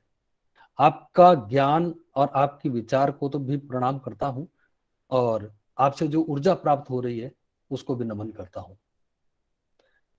और डॉक्टर ममता को भी मैं थैंक्स बोलता हूं कि आपने मुझे इस योग्य समझा कि मैं आपके साथ जुड़ सकूं और इस मंच पर आपने मुझे आने का अवसर दिया। अपनी बात की शुरुआत मैं यहां से करूंगा कि हम जो कुछ भी देख रहे हैं, चाहे वो हम है, चाहे वो कोई संस्था है, चाहे वो कोई जिला है या स्टेट है या देश है, कुछ भी, वो एक दिन का परिणाम नहीं है। बहुत से लोगों ने उसमें अपना योगदान दिया होगा। आज हमारा देश आजादी के बाद और आजादी से पहले जिन लोगों ने अपना अपना अंश दिया, उन्होंने आजादी दिलाई। आजादी के बाद फिर जिसने भी इस देश को चलाया उसने भी अपना कोई ना कोई अंश दिया। तो आज जो कुछ हमें दिखाई देता है, जो भी हम महसूस करते हैं, वो किसी एक आदमी का प्रयास नहीं है, बहुत सारे व्यक्तियों का मिल करके प्रयास बन करके हमारा हिंदुस्तान बनता है, ये वर्ल्ड बनता है। तो ये बात मैं इसलिए कह रहा हूं क्योंकि अगर उन तमाम लोगों ने अगर किसी बात के लिए एक ही बात को कई तरीके से कहा हो तो उस बात को मान लेना चाहिए। अगर कोई भी व्यक्ति, एक ग्रुप या संस्था या हम एक समूह अगर किसी एक ही बात को बार बार कहे तो हमें उसे मान लेना चाहिए। मेरी पूरी जो बातचीत है वो इसके इर्द गिर्द ही घूमती रहेगी। सबसे पहले तो मैं बात करूंगा कि कोरोना महामारी के बाद एक भीषण प्रकोप के पश्चात आज हम इस तरह से मिलना एक सुखद अनुभव तो है, लेकिन हमने इसके लिए बहुत बड़ी कीमत चुकाई है। हमने अपनों को खोया है, लेकिन अब इन पलों को संभाल कर रखना है और अब तक हुई गलतियों से सबक लेकर भी अगर हम नहीं सुधरे तो फिर तो हमारा ईश्वर ही मालिक है। दरअसल कोरोना ने हमें कई विषयों को लेकर नए सिरे से सोचने पर मजबूर किया है और जिस तरह से हम अभी तक जीते रहे, यानी कि हमारा जैसा अब तक जीवन रहा, उसका पुनर्मूल्यांकन करने पर हमको विवश किया है। हमें यह सोचने पर मजबूर किया है कि हमसे ऐसी क्या भूल हुई जिसके कारण हमें कोरोना जैसी बीमारी को झेलना पड़ा। अब हम ये कहकर पल्ला नहीं झाड़ सकते कि ये किसका किया धरा है वगैरह वगैरह, क्योंकि ये अब वो समय नहीं है। हमको तो ये सोचना है कि किसी का भी किया धरा हो, लेकिन हम इससे बच क्यों नहीं पाए। और अभी तक के अध्ययन से तो ये बिल्कुल स्पष्ट है कि जिसकी इम्यूनिटी पावर स्ट्रांग थी वह कोरोना से अप्रभावित रहा। तो जिसकी इम्यूनिटी पावर कमजोर थी तो उसकी कमजोर क्यों थी? उसने किस चीज का पालन नहीं किया या उसने ऐसी क्या कोताही बरती कि दूसरी लहर में भी हमारे, पहले में तो बुजुर्ग थे, दूसरी में युवा भी शामिल हो गए, तो उन्होंने ऐसा क्या गलत काम किया या अपने जीवन शैली में क्या ऐसा वो गलती करते रहे जिससे उनकी इम्यूनिटी पावर कमजोर हो गई और वो कोरोना के शिकार हो गए। अब एक और चीज को एक एंगल से हम देखते हैं कि हमने देखा कि गांव से ज्यादा शहरों में लोग कोरोना से ज्यादा प्रभावित हुए। तो क्या ग्रामीण जीवन शैली शहरों से अच्छी है? तो जवाब है हाँ। ग्रामीण शहरियों से ज्यादा प्राकृतिक जीवन जीते हैं, या मैं जिस पर जोर देना चाह रहा हूं, प्राकृतिक जीवन। तो फिर इसी पर विचार करने की आवश्यकता है कि शहरियों के जीवन के तौर तरीकों को पुनर्विचार करने की जरूरत है कि वो प्राकृतिक रूप से क्यों नहीं अपना जीवन यापन करते। हमारे पूर्वजों ने तो, अभी आदरणीय प्रिंसिपल सर बहुत अच्छी संस्कृत के विद्वान हैं, बहुत सारी बातें कह रहे थे और मैं भी कुछ ऋषि मुनियों तक जाने का प्रयास कर रहा हूं कि हमारे ऋषि मुनियों ने तो बहुत पहले कह दिया था कि पहला सुख निरोगी काया, दूसरा सुख जेब में हो माया। अर्थात यदि काया यानी शरीर रोगी है तो धन कैसे कमाएगा, और अगर पहले से ही अपार धन है तो वह किस काम का, क्योंकि शरीर तो बीमार है और धन से कोई रोग मिटता नहीं है। इसलिए अगर हम प्रकृति के अनुसार जिए होते तो हमारी इम्यूनिटी पावर अच्छी होती और हम कोरोना जैसी महामारी की चपेट में नहीं आए होते। दरअसल हमने अपने शरीर को तो महत्व कभी दिया ही नहीं, या यूं कहें कि हमने समय का सारा अंश अपने को नहीं दिया, बस काम को दिया है और इस शरीर को मशीन समझकर इसे दिन रात काम में लगाते गए। हमने इस तरफ ध्यान ही नहीं दिया और इसके परिणाम अब हमको भुगतने पड़ रहे हैं।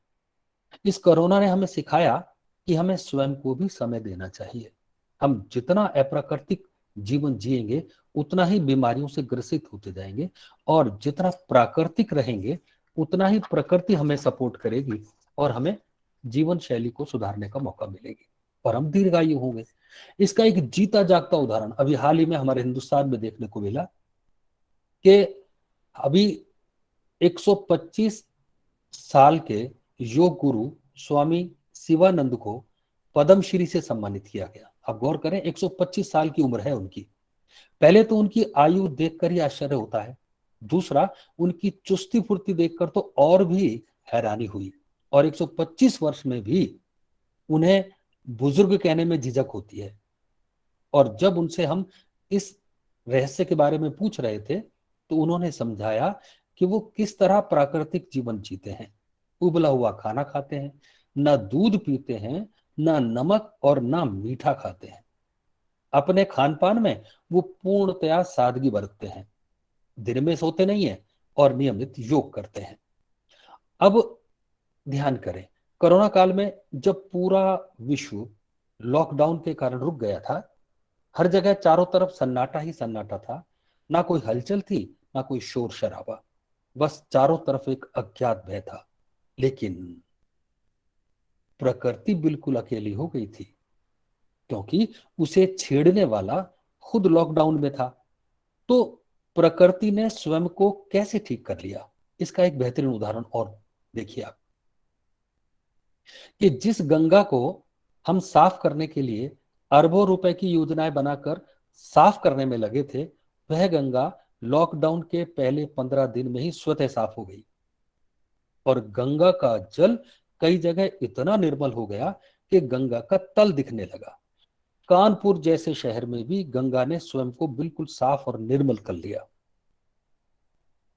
इसका मतलब स्पष्ट है कि गंगा को गंदा करने वाले, इसके निर्मल जल को प्रदूषित करने वाले खुद लॉकडाउन में थे, इसलिए ये साफ हो गई। इससे एक और बात स्पष्ट होती है कि धरती पर प्रदूषण फैलता कैसे है और फैला कौन रहा है। हालांकि ऐसा नहीं है कि मैं कोई नई बात कह रहा हूं या ये बात हमको पहले समझ में नहीं आई होगी, आई थी, लेकिन विकास की अंधी दौड़ में सब चल रहा है और फिर आगे भी चलेगा। कौन सा रुक गया है? इसी तरह हमारी दिल्ली जो हमेशा प्रदूषण से दो चार होती रहती थी, लॉकडाउन में वहां से भी प्रदूषण गायब हो गया। लॉकडाउन में ही सहारनपुर और चंडीगढ़ से हिमालय पर्वत कई किलोमीटर दूर होने के बावजूद साफ दिखने लगा, जो कि वाकई एक आश्चर्य था। इतने वर्षों तक जो लोग वहां रह रहे हैं, उनके लिए यह घटना तो आश्चर्यचकित करने वाली थी, क्योंकि उन्होंने जो अब तक कभी नहीं देखा था, वो लॉकडाउन में खुली आंखों से देख पा रहे थे। वो बताते हैं कि उनके पूर्वज ऐसा कहते थे कि यहां से हिमालय साफ दिखाई देता था, लेकिन हमें इसलिए विश्वास नहीं होता था क्योंकि हमने कभी ये नजारा देखा नहीं। आश्चर्य तो इसी बात का हुआ कि आज वो क्यों नजर आने लगा। ये कारण भी सबको समझ में आ गया कि प्रदूषण के कारण ही हम हिमालय को साफ नहीं देख पा रहे थे।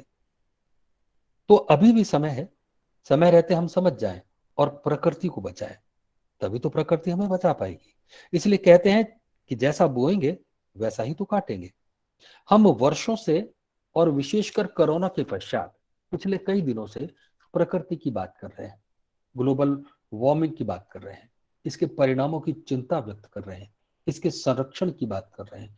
लेकिन हमारी भारतीय संस्कृति, वेद पुराण और धर्मशास्त्रों में हजारों वर्ष पहले ही हमें इन बातों के लिए चेतावनी दे दी गई थी।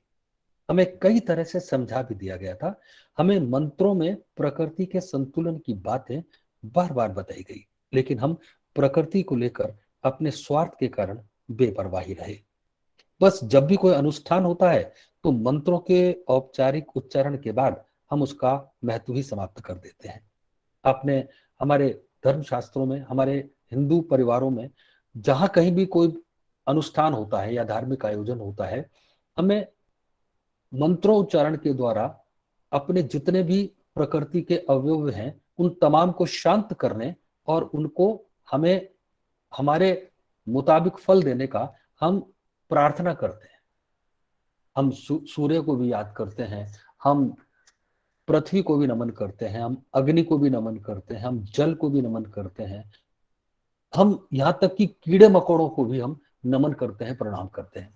तो ये, लेकिन तभी तक करते हैं जब तक हम पूजा अर्चना कर रहे होते हैं।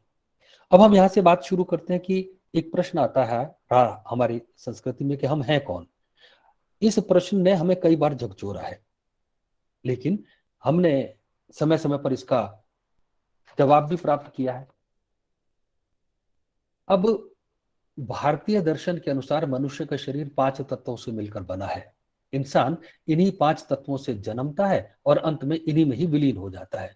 और वो 5 तत्व हैं पृथ्वी, अग्नि, वायु, जल और आकाश। अर्थात मनुष्य स्वयं भी प्रकृति का ही एक लघु स्वरूप है, क्योंकि ऐसा माना जाता है कि जो प्रकृति बाहर हमें दिखाई देती है, मनुष्य के शरीर के अंदर वही प्रकृति निवास करती है।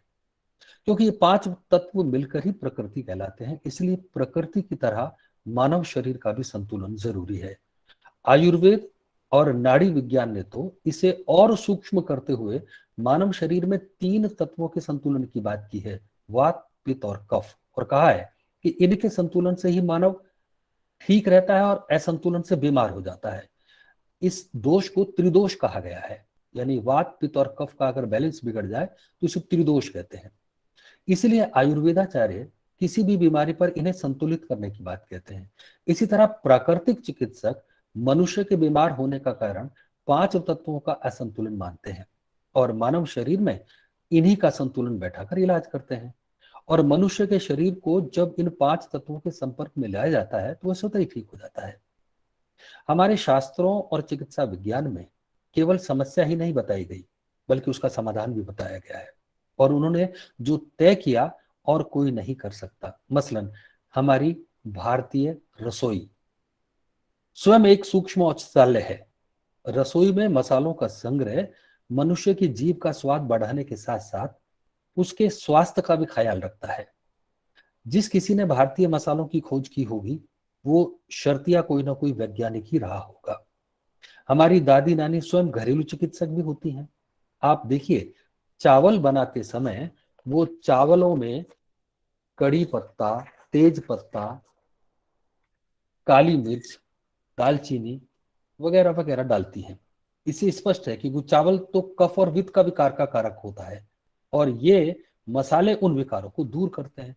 तो हमारी दादी नानी कहती हैं, तू तो छक्कर खा चावल, स्वास्थ्य की चिंता मत कर पागल, हमने इसका कर दिया है इलाज पक्का, तू ले ले जीभ का स्वाद, वात की, कफ और पित्त की मत कर तू बात, क्योंकि मसाले उन्होंने डाल दिए हैं। यानी हमारी भारतीय रसोई और इसकी पाक कला बहुत ही वैज्ञानिक है।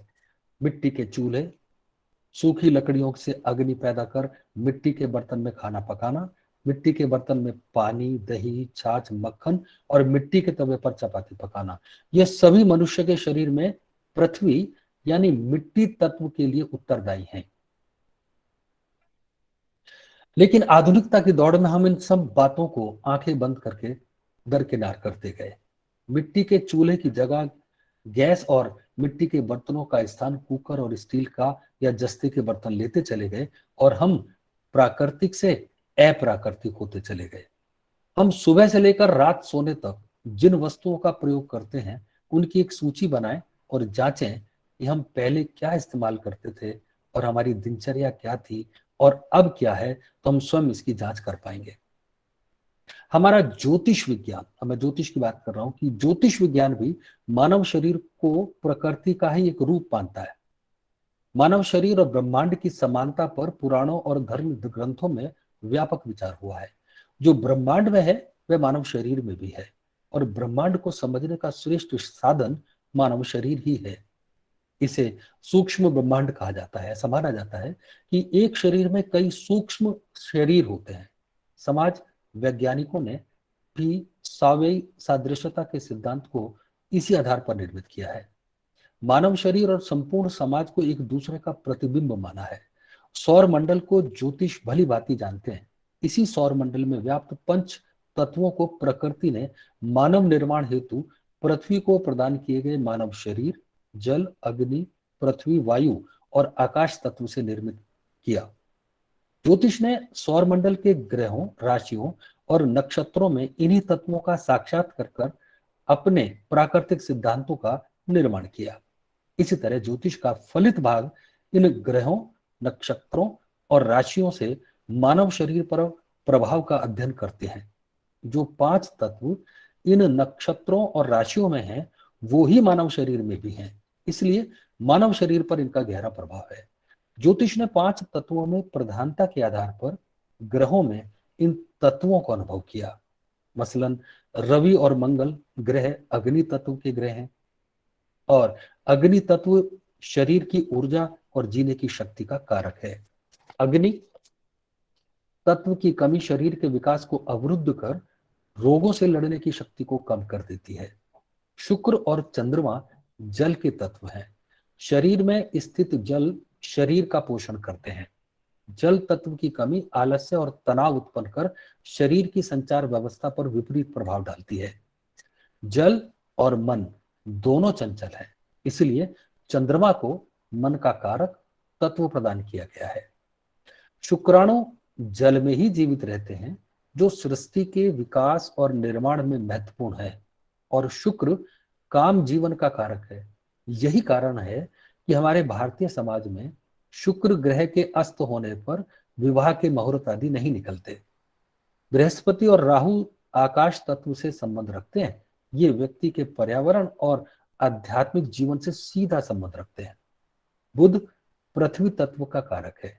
यह मनुष्य को बुद्धि, क्षमता और निर्णय लेने की शक्ति प्रदान करता है। इस तत्व की कमी बुद्धिमत्ता और निर्णय क्षमता पर विपरीत प्रभाव डालती है। इसी तरह शनि वायु तत्व का कारक है। शरीर में व्याप्त वायु पर इसका आधिपत्य है। केतु को मंगलवत माना गया है। मानव शरीर में विभिन्न धातु तत्वों का भी ब्रह्मांड के ग्रहों से सीधा संबंध है। शरीर की हड्डियों पर रवि यानी सूर्य, खून पर चंद्रमा, मांस पर मंगल, त्वचा पर बुध, चर्बी पर बृहस्पति, वीर्य पर शुक्र और स्नायु मंडल से शनि का सीधा संबंध होता है। राहु और केतु चेतना से संबंधित हैं। आयुर्वेद के अनुसार मानव शरीर त्रिदोष से पीड़ित हो सकता है, जो विभिन्न रूपों में प्रकट होता है। रवि और मंगल पित्त, चंद्रमा कफ, शनि वायु, बुध त्रिदोष, शुक्र कफ और वात, और बृहस्पति कफ और पित्त का अधिपति है। शरीर की आंतरिक स्वास्थ्य रचना इन प्रवृत्तियों और ग्रहों के उचित तालमेल पर निर्भर करती है। इसलिए मनुष्य के बारे में कहा है कि इंसान प्रकृति की सर्वश्रेष्ठ कृति है। यहां हम एक उदाहरण से समझेंगे कि मनुष्य स्वयं एक प्रकृति है। यह 5 तत्वों से मिलकर बना है। इसमें आकाश, पृथ्वी, वायु, हवा, जल का समावेश है, और इसका संतुलन आवश्यक है। किसी भी एक तत्व की अनुपस्थिति या अधिकता या अल्पता हमें बीमार कर सकती है या समाप्त कर सकती है। मसलन इंसान हवा यानी ऑक्सीजन लेता है, यह हमारी प्राण वायु है। अगर थोड़ी देर के लिए हमारी ये सांस बंद हो जाए तो क्या आश्चर्य होगा, बताने की जरूरत नहीं। इसी तरह यदि जल लेना बंद कर दें या अधिक जल पीना शुरू कर दें तो क्या होगा? ज्यादा पानी पीने से भी हमारे शरीर के सारे मिनरल बाहर निकल जाएंगे, और यह भी ठीक नहीं। इसलिए इसका भी संतुलन जरूरी है। बिल्कुल इसी तरह हमारा पर्यावरण है।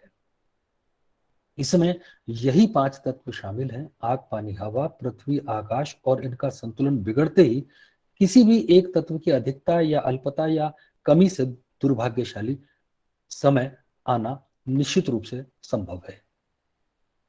अब हम पंचभूतों की बात कर रहे हैं। ये सभी तत्व हमारे 7 प्रमुख चक्रों में बटे हैं। 7 चक्र 5 तत्वों का संतुलन ही हमारे तन और मन को स्वस्थ रखता है। इन 5 तत्वों का उल्लेख हमारे वेदों में तो है ही, लेकिन हमारे पश्चिमी विद्वान भी इंसान की सेहत के लिए इनकी भूमिका को स्वीकारते हैं। 5वीं सदी के महान ग्रीक चिकित्सक हिप्पोक्रेट्स ने कहा था कि किसी व्यक्ति की सेहत शरीर के 4 द्रवों के संतुलन पर निर्भर करती है, जो प्राकृतिक तत्वों, हमने 5 कहा, उन्होंने 4 कहा, वायु, जल, अग्नि और पृथ्वी के अनुरूप होते हैं। यह तो थी मानव शरीर की बात। अब यही बात हमारी प्रकृति पर भी हूबहू लागू होती है। जिस तरह हमारे शरीर में इन 5 तत्वों का संतुलन होना जरूरी है, उसी तरह प्रकृति में भी इन 5 तत्वों के अतिरिक्त मनुष्य, जीव, जंतु, कीड़े मकोड़े, पशु, पक्षी, दृश्य, अदृश्य सभी का होना आवश्यक है। बल्कि हम तो यह तक भी कहते हैं कि ये सभी प्रकृति के अंग हैं, और 5 तत्वों के अतिरिक्त इनमें से एक की भी अनुपस्थिति या अधिकता या अल्पता प्रकृति का संतुलन बिगाड़ सकती है। हम एक एक्टिविटी करते हैं, आपको सिर्फ जबानी समझना होगा कि एक मानव श्रृंखला बनाए और उसको एक सर्किल में हम खड़ा कर दें, और सभी के नाम तय कर दें कि ये व्यक्ति मनुष्य, ये व्यक्ति पृथ्वी, ये व्यक्ति जल, ये वायु, ये घोड़ा, ये ऊंट, ये शेर, ये मछली, ये कीड़े, ये मकोड़ा, इस तरह से हम उस सबका नामकरण कर दें। इसके बाद हम एक धागा लें और मनुष्य को वो धागा दे दें और उससे कहें कि तुम्हें जिस चीज की जरूरत है वो ये धागा उसकी तरफ बढ़ा दो। वो धागा उसकी तरफ बढ़ा देगा। जैसे मनुष्य को चाहिए अनाज, वो अनाज की तरफ बढ़ा देगा। अब अनाज को क्या चाहिए? अनाज को चाहिए जल, वायु और प्रकाश, तो अनाज उन तीनों की तरफ बढ़ा देगा। अब प्रकाश को क्या चाहिए? सूरज को क्या चाहिए? चंद्रमा। ऐसे करने से जिसके पास भी वो धागा जाएगा उस धागे को अपनी उंगली में रोक करके रखेगा। और अंत में हम किसी एक व्यक्ति से कहेंगे कि आप अपनी उंगली से इस धागे को छोड़ दीजिए। उसके छोड़ते ही वो सारा का सारा नेट, जो जाल तैयार हुआ था, हम उसको कहेंगे पर्यावरण का जाल। और एक आदमी के, एक व्यक्ति के, एक तत्व के, चाहे वो पृथ्वी है चाहे वो जल है, अगर उस धागे को अपनी उंगली से छोड़ देते हैं तो थोड़ी देर बाद हम देखेंगे कि वो नेट टेढ़ा मेढ़ा इधर उधर होता हुआ नीचे की तरफ आने लगेगा। बिल्कुल यही हमारा पर्यावरण का एक नमूना है और इसमें वो तमाम अवयव जरूरी हैं, चाहे वो केंचुआ है, चाहे वो हिरण है, चाहे वो जल है, ये तमाम हमारी प्रकृति का ही हिस्सा है और इनके होने से ही हम सब सुरक्षित हैं। हम ऐसा नहीं कह सकते कि हम तो शहरों में रहते हैं, हमको शेर से क्या मतलब, वो जिए चाहे मरे, लेकिन नहीं, हम ऐसा नहीं कह सकते कि हाथी हमारा क्या करेगा, हाथी की हमको क्या जरूरत है। नहीं, हाथी की वहां जरूरत है, वहां घास है तो वहां भी एक साइकिल है और उस साइकिल के अनुसार कौन किसका भोजन है ये वहां पर तय है। कौन किसका भोजन कर रहा है, फिर वो उसको, नहीं तो अगर उसको उसका भोजन नहीं मिले तो वो किसी दूसरे का भोजन करेगा, जिससे कि फिर प्रकृति का असंतुलन पैदा होगा। हमारे भारतीय शास्त्रों के अनुसार 5 तत्वों का संतुलन होना बहुत जरूरी है और यही हमारी प्रकृति के निर्माण का एक बहुत महत्वपूर्ण अवयव भी है। अब एक एक करके मैं एक पर बात करूंगा। मिट्टी यानी पृथ्वी, यह हमारे शरीर के अंगों के निर्माण में महत्वपूर्ण भूमिका निभाती है। कठोर या भारी, मसलन हड्डियां, दांत, मांस और त्वचा और बाल और यहाँ तक कि हमारे नाक और मूछ मिट्टी से बनते हैं। अग्नि उन अंगों के निर्माण के लिए आवश्यक है जो गर्म और तीव्र प्रकृति के हैं, नजर, शरीर की ऊष्मा, तापमान, रंग, चमक, क्रोध और साहस आदि। जल, यह तत्व इंसान के उन अंगों के निर्माण के लिए आवश्यक है जो तरल, मुलायम, ठंडे और चिकने होते हैं, जैसे लिम्फ, रक्त, मांसपेशियां, वसा, कफ, पित्त, मूत्र, सीमन, बॉडी फ्लूइड और जीभ। वायु उन तत्वों के निर्माण के लिए जरूरी है जिसकी प्रकृति सूखी और हल्की होती है।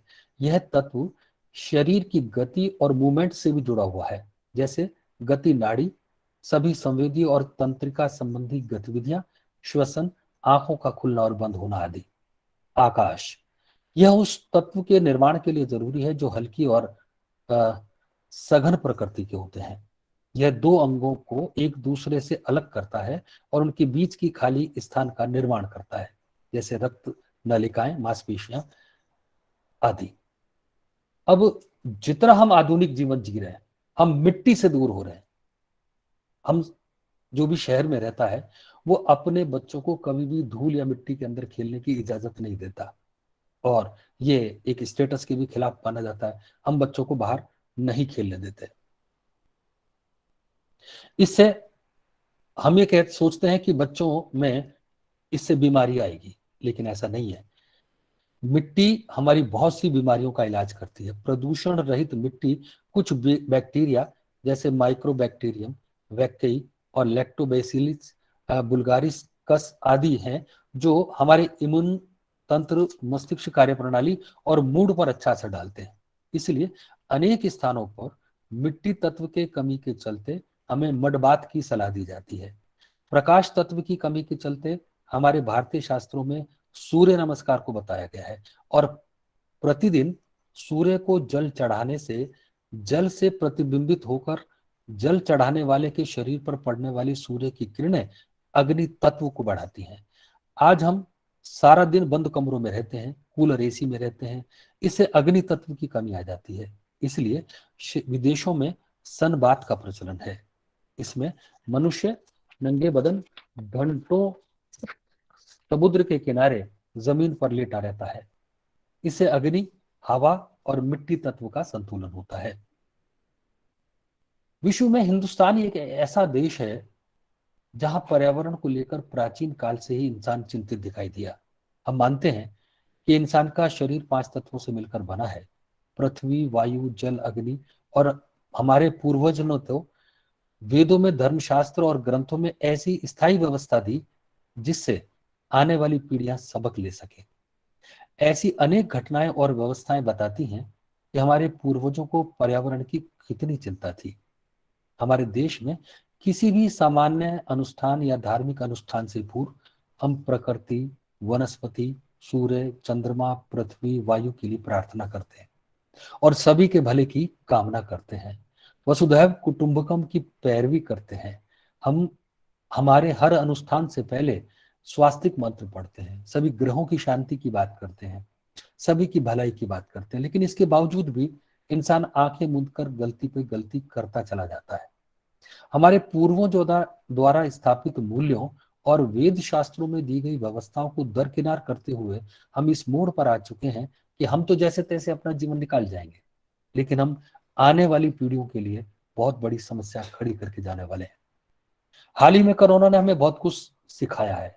आपने महसूस किया होगा कि कोरोना के प्रभाव से भारतीय गांव शहरों की अपेक्षा कम प्रभावित रहे। बात स्पष्ट है कि गांव के लोग प्रकृति से ज्यादा नजदीक रहते हैं, इसलिए उनकी इम्यूनिटी पावर शहर वासियों से ज्यादा मजबूत रही। हम जितने ज्यादा प्रकृति के नजदीक होंगे, हम स्वस्थ और मजबूत होंगे। हम जितना अप्राकृतिक वातावरण में जिएंगे, उतने ही अधिक बीमार होंगे और अस्वस्थ होंगे, उतनी ही हमारी इम्यूनिटी पावर कमजोर होगी। अभी हम पूर्वजों की बात कर रहे थे, तो हमारे पूर्वजों ने भली भांति समझ लिया था कि किसी भी तरह इंसान को बात समझाई जाए, चाहे वो कितनी भी उसकी भले की क्यों ना हो, वो समझने के लिए तैयार नहीं है। उसके पास हर बात का या हर बात को नहीं मानने का तर्क है और उस तर्क के अनुसार अपनी बात को मानते हैं और बुजुर्गों या पूर्वजों या किसी विशेषज्ञ की बात को मानने से हमेशा से वो इनकार करते हैं। आपने कहावत सुनी होगी, भय बिन होए ना प्रीत, यानी बिना डर के प्रेम भी संभव नहीं है। हमारे पूर्वजों ने इसी पर काम किया। हालांकि इंसान के पास तर्क बहुत है, लेकिन इंसान सिर्फ एक ही बात खामोशी से सुनता है, उसको मानता है बिना कोई डिस्कस किए, और वो है वो चीज जिसको उसने कभी नहीं देखा। उसकी तो बात मान लेगा, उससे डरेगा भी और उसके अनुसार, बताए अनुसार काम भी करेगा। लेकिन जिसको वो जानता है, पहचानता है, जिससे वो भूल चुका है, वो जरूरी नहीं कि उसकी वो बात माने। इसीलिए हमारे पूर्वजों ने कुछ ऐसी अदृश्य चीजों की रचनाएं की, कल्पनाएं की और उसको मनुष्य को बताया, जैसे भूत, प्रेत, पिशाच, पाप, पुण्य, धर्म, अधर्म, स्वर्ग, नरक। और इन सब बातों को जोड़ दिया उन बातों से जो केवल इंसान के लिए नहीं बल्कि संपूर्ण मानव सभ्यता के लिए बहुत आवश्यक थी। और वो तमाम बातें प्रकृति से जुड़ी हुई थी। यानी इंसान को अदृश्य डर से डराया ताकि वो सही मार्ग पर चल सके, अदृश्य भय दिखाया ताकि वो सही मार्ग पर चल सके। आज हम इन बातों को देखें तो हमें महसूस होगा कि वो बातें कितनी वैज्ञानिक भी हैं। जैसे हमारे भारतीय धर्मशास्त्रों में हम प्राचीन कथाओं में पढ़ते हैं कि शिक्षा गुरुकुल में मिलती थी। गुरु जंगल में, गांव के बाहर कुटिया में रहते थे। बच्चे दरी पट्टी लेकर, कलम दवात लेकर, तख्ती लेकर, मुल्तानी मिट्टी से लेप कर गुरुकुल में जाते थे और गुरुकुल के प्राकृतिक वातावरण में जमीन पर बैठकर शिक्षा लेते थे। वहां गुरु हमारे बच्चों में अच्छे संस्कार डालते थे। हमें बचपन में ही जो पढ़ाया जाता था उसका नाम होता था कायदा, यानी नियमों की किताब। उसमें गुरु सिखाते थे झूठ बोलना पाप है, बड़ों का आदर करो, गुरु की आज्ञा का पालन करो, माता पिता की सेवा करो, गाय हमारी माता है, और मंत्रोच्चारण के द्वारा प्रकृति की रक्षा की करने का सबक सिखाया जाता। हमें गुरु कहते कि मंदिर में प्रवेश से पहले, अपने इष्ट देवता के सामने जाने से पहले, ध्यान लगाने से पहले आपको स्नान करना चाहिए। मंत्रोच्चारण करना चाहिए। अनुशासन का पाठ, इन तमाम बातों से अनुशासन का ही तो पाठ देखने को मिलता है और हमारी दिनचर्या स्वतः ही ठीक हो जाती है। अच्छा, एक और बात बताई गई हमें तो वास्तव में बड़ी रोचक है। हमें बताया गया कि हमें रविवार को छोड़कर प्रतिदिन पीपल पर जल चढ़ाना चाहिए, पीपल की पूजा करनी चाहिए। हमारे यहाँ एक विशेष दिन महिलाएं पीपल के चारों ओर सूत्र बांधती हैं और पीपल की पूजा करती हैं। मुझे स्पष्ट है कि इस धरती पर मात्र पीपल ही ऐसा वृक्ष है जो हमें 24 घंटे ऑक्सीजन देता है और हम ऑक्सीजन लेते हैं जो हमारी प्राणवायु है। इसलिए हमारे शास्त्रों में पीपल को काटना महापाप कहा गया है। हमें बताया गया कि पीपल में देवी देवताओं का वास होता है। पीपल को विश्व वृक्ष, चैत्य वृक्ष या वासुदेव भी कहा गया है। भागवत गीता में भगवान श्री कृष्ण स्वयं कहते हैं कि वृक्षों में मैं पीपल हूं। पीपल के जड़ में ब्रह्मा, तन में या मध्य में विष्णु और अग्रभाग में शिव वास करते हैं। वहीं स्कंद पुराण कहता है कि पीपल के जड़ में भगवान विष्णु, तने में केशव, शाखाओं में नारायण, पत्तों में भगवान श्री हरि और फलों में सभी देवी देवताओं का निवास होता है। इसी तरह ऋग्वेद और छंगोपनिषद में पीपल के पेड़ के नीचे देवी देवताओं का स्वर्ग बताया गया है। इसलिए पीपल काटना मना है। पीपल ही क्या, हमारे यहाँ सभी वृक्षों को अपना पूर्वज मानते हैं और उनका पालन पोषण करना चाहिए, उन्हें काटना नहीं चाहिए। इसके लिए बाकायदा मंत्रों में कहा है, दशकूप सपावापी, दश वापी समोहृदय, दश हृदय सम पुत्रो, 10 पुत्रों समुद्र में। यानी एक पेड़ 10 कुओं के बराबर, एक तालाब 10 सीढ़ी के कुएं के बराबर, एक बेटा 10 तालाब के बराबर और एक पेड़ 10 बेटों के बराबर है। सभी अभी हम पीपल पर रविवार को जल नहीं चढ़ाने की बात कर रहे थे, तो वो भी यूं ही हवा में बात नहीं कही गई। उसके पीछे भी एक वैज्ञानिक तथ्य है कि रविवार के दिन पीपल कुछ ऐसी गैस छोड़ते हैं जो मनुष्य के लिए हानिकारक होती है। इसलिए रविवार को पीपल के नजदीक और तुलसी के नजदीक जाने के लिए मना किया है। जब तुलसी की बात आई है तो हम तुलसी के बारे में भी बताएं कि तुलसी के पौधे को घर के लिए सबसे अच्छा पौधा कहा गया। तुलसी पौधे की पूजा का विधान दिया गया। तुलसी विवाह की बात कही गई। यही नहीं, हिंदू रीति रिवाज के अनुसार सूखे हुए तुलसी के पौधे को भी फेंका नहीं जाता, उसे संभाल कर रखा जाता है। क्यों? क्योंकि वह पौधा किसी की मृत्यु पर उसकी अंतिम यात्रा में उसके साथ ले जाया जाता है।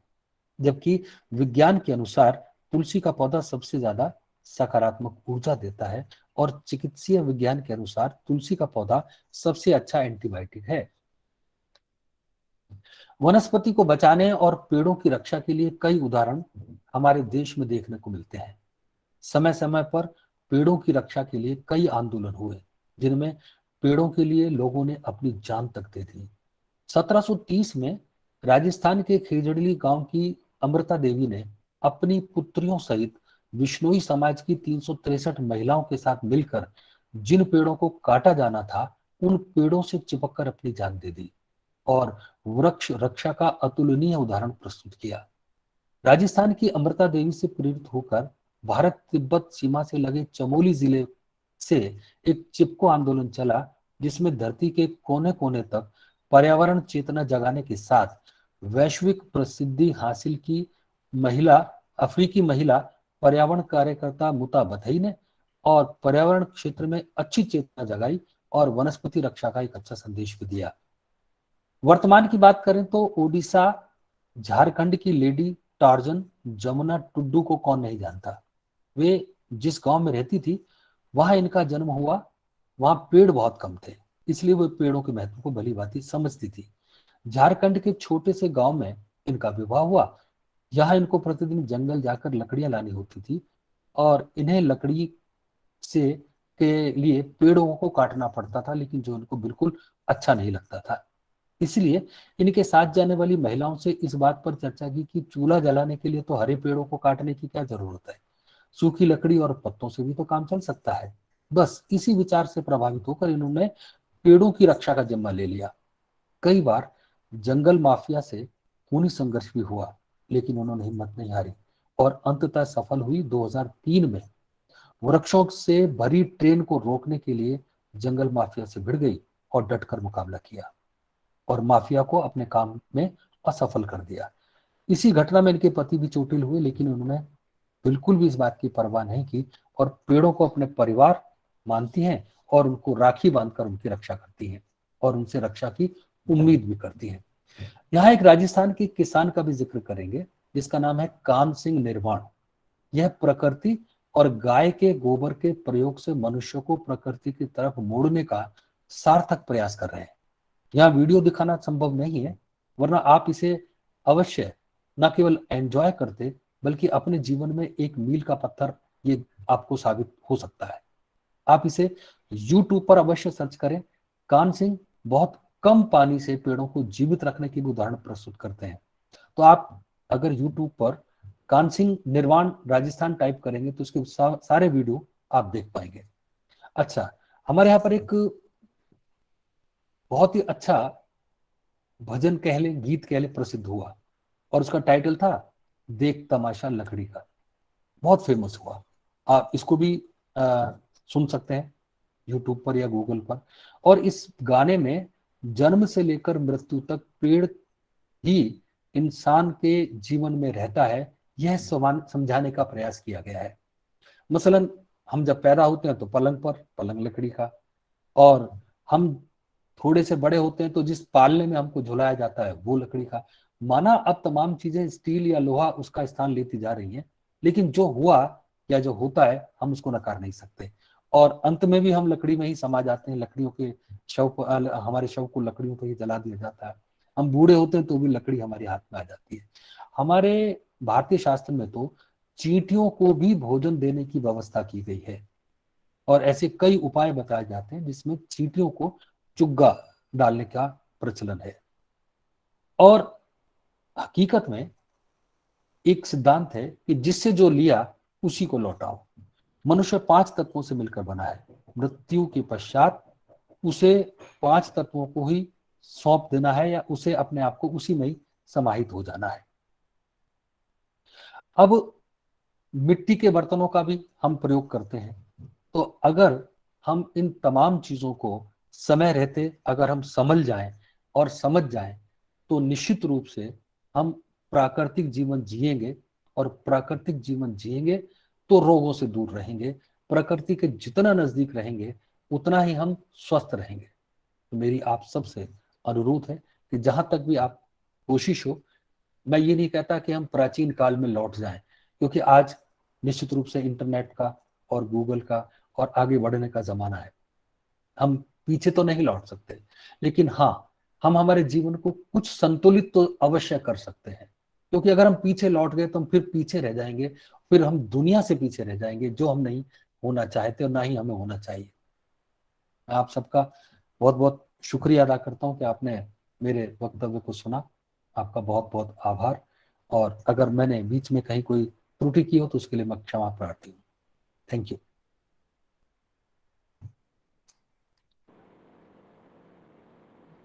कर देना।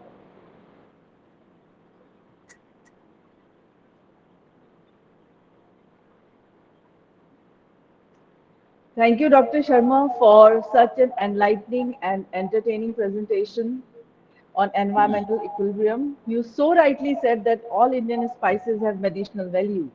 You mentioned correctly that all 5 elements of the environment should be in equilibrium. At present, we humans are just confined in our concrete houses. And in the past, we used to live very closely in commensalism with the environment. And trees had a very important place in our daily and religious life. You said that earth does not belong to us, but we belong to earth. That means we have borrowed this earth from our grandparents to live in, and we are going to transfer this earth to our children. So it's our duty that we should not pollute earth, and we should transfer in a livable condition to our children.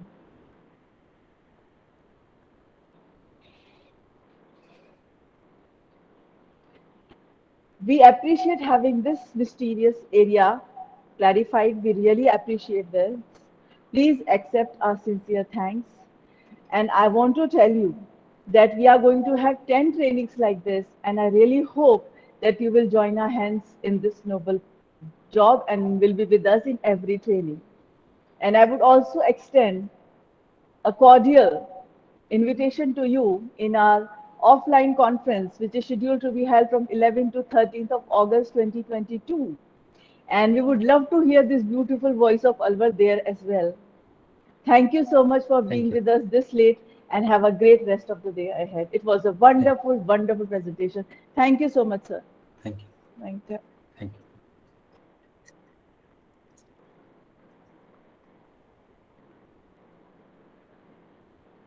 With this, we come to an end of the 4th day of ISTTP 1.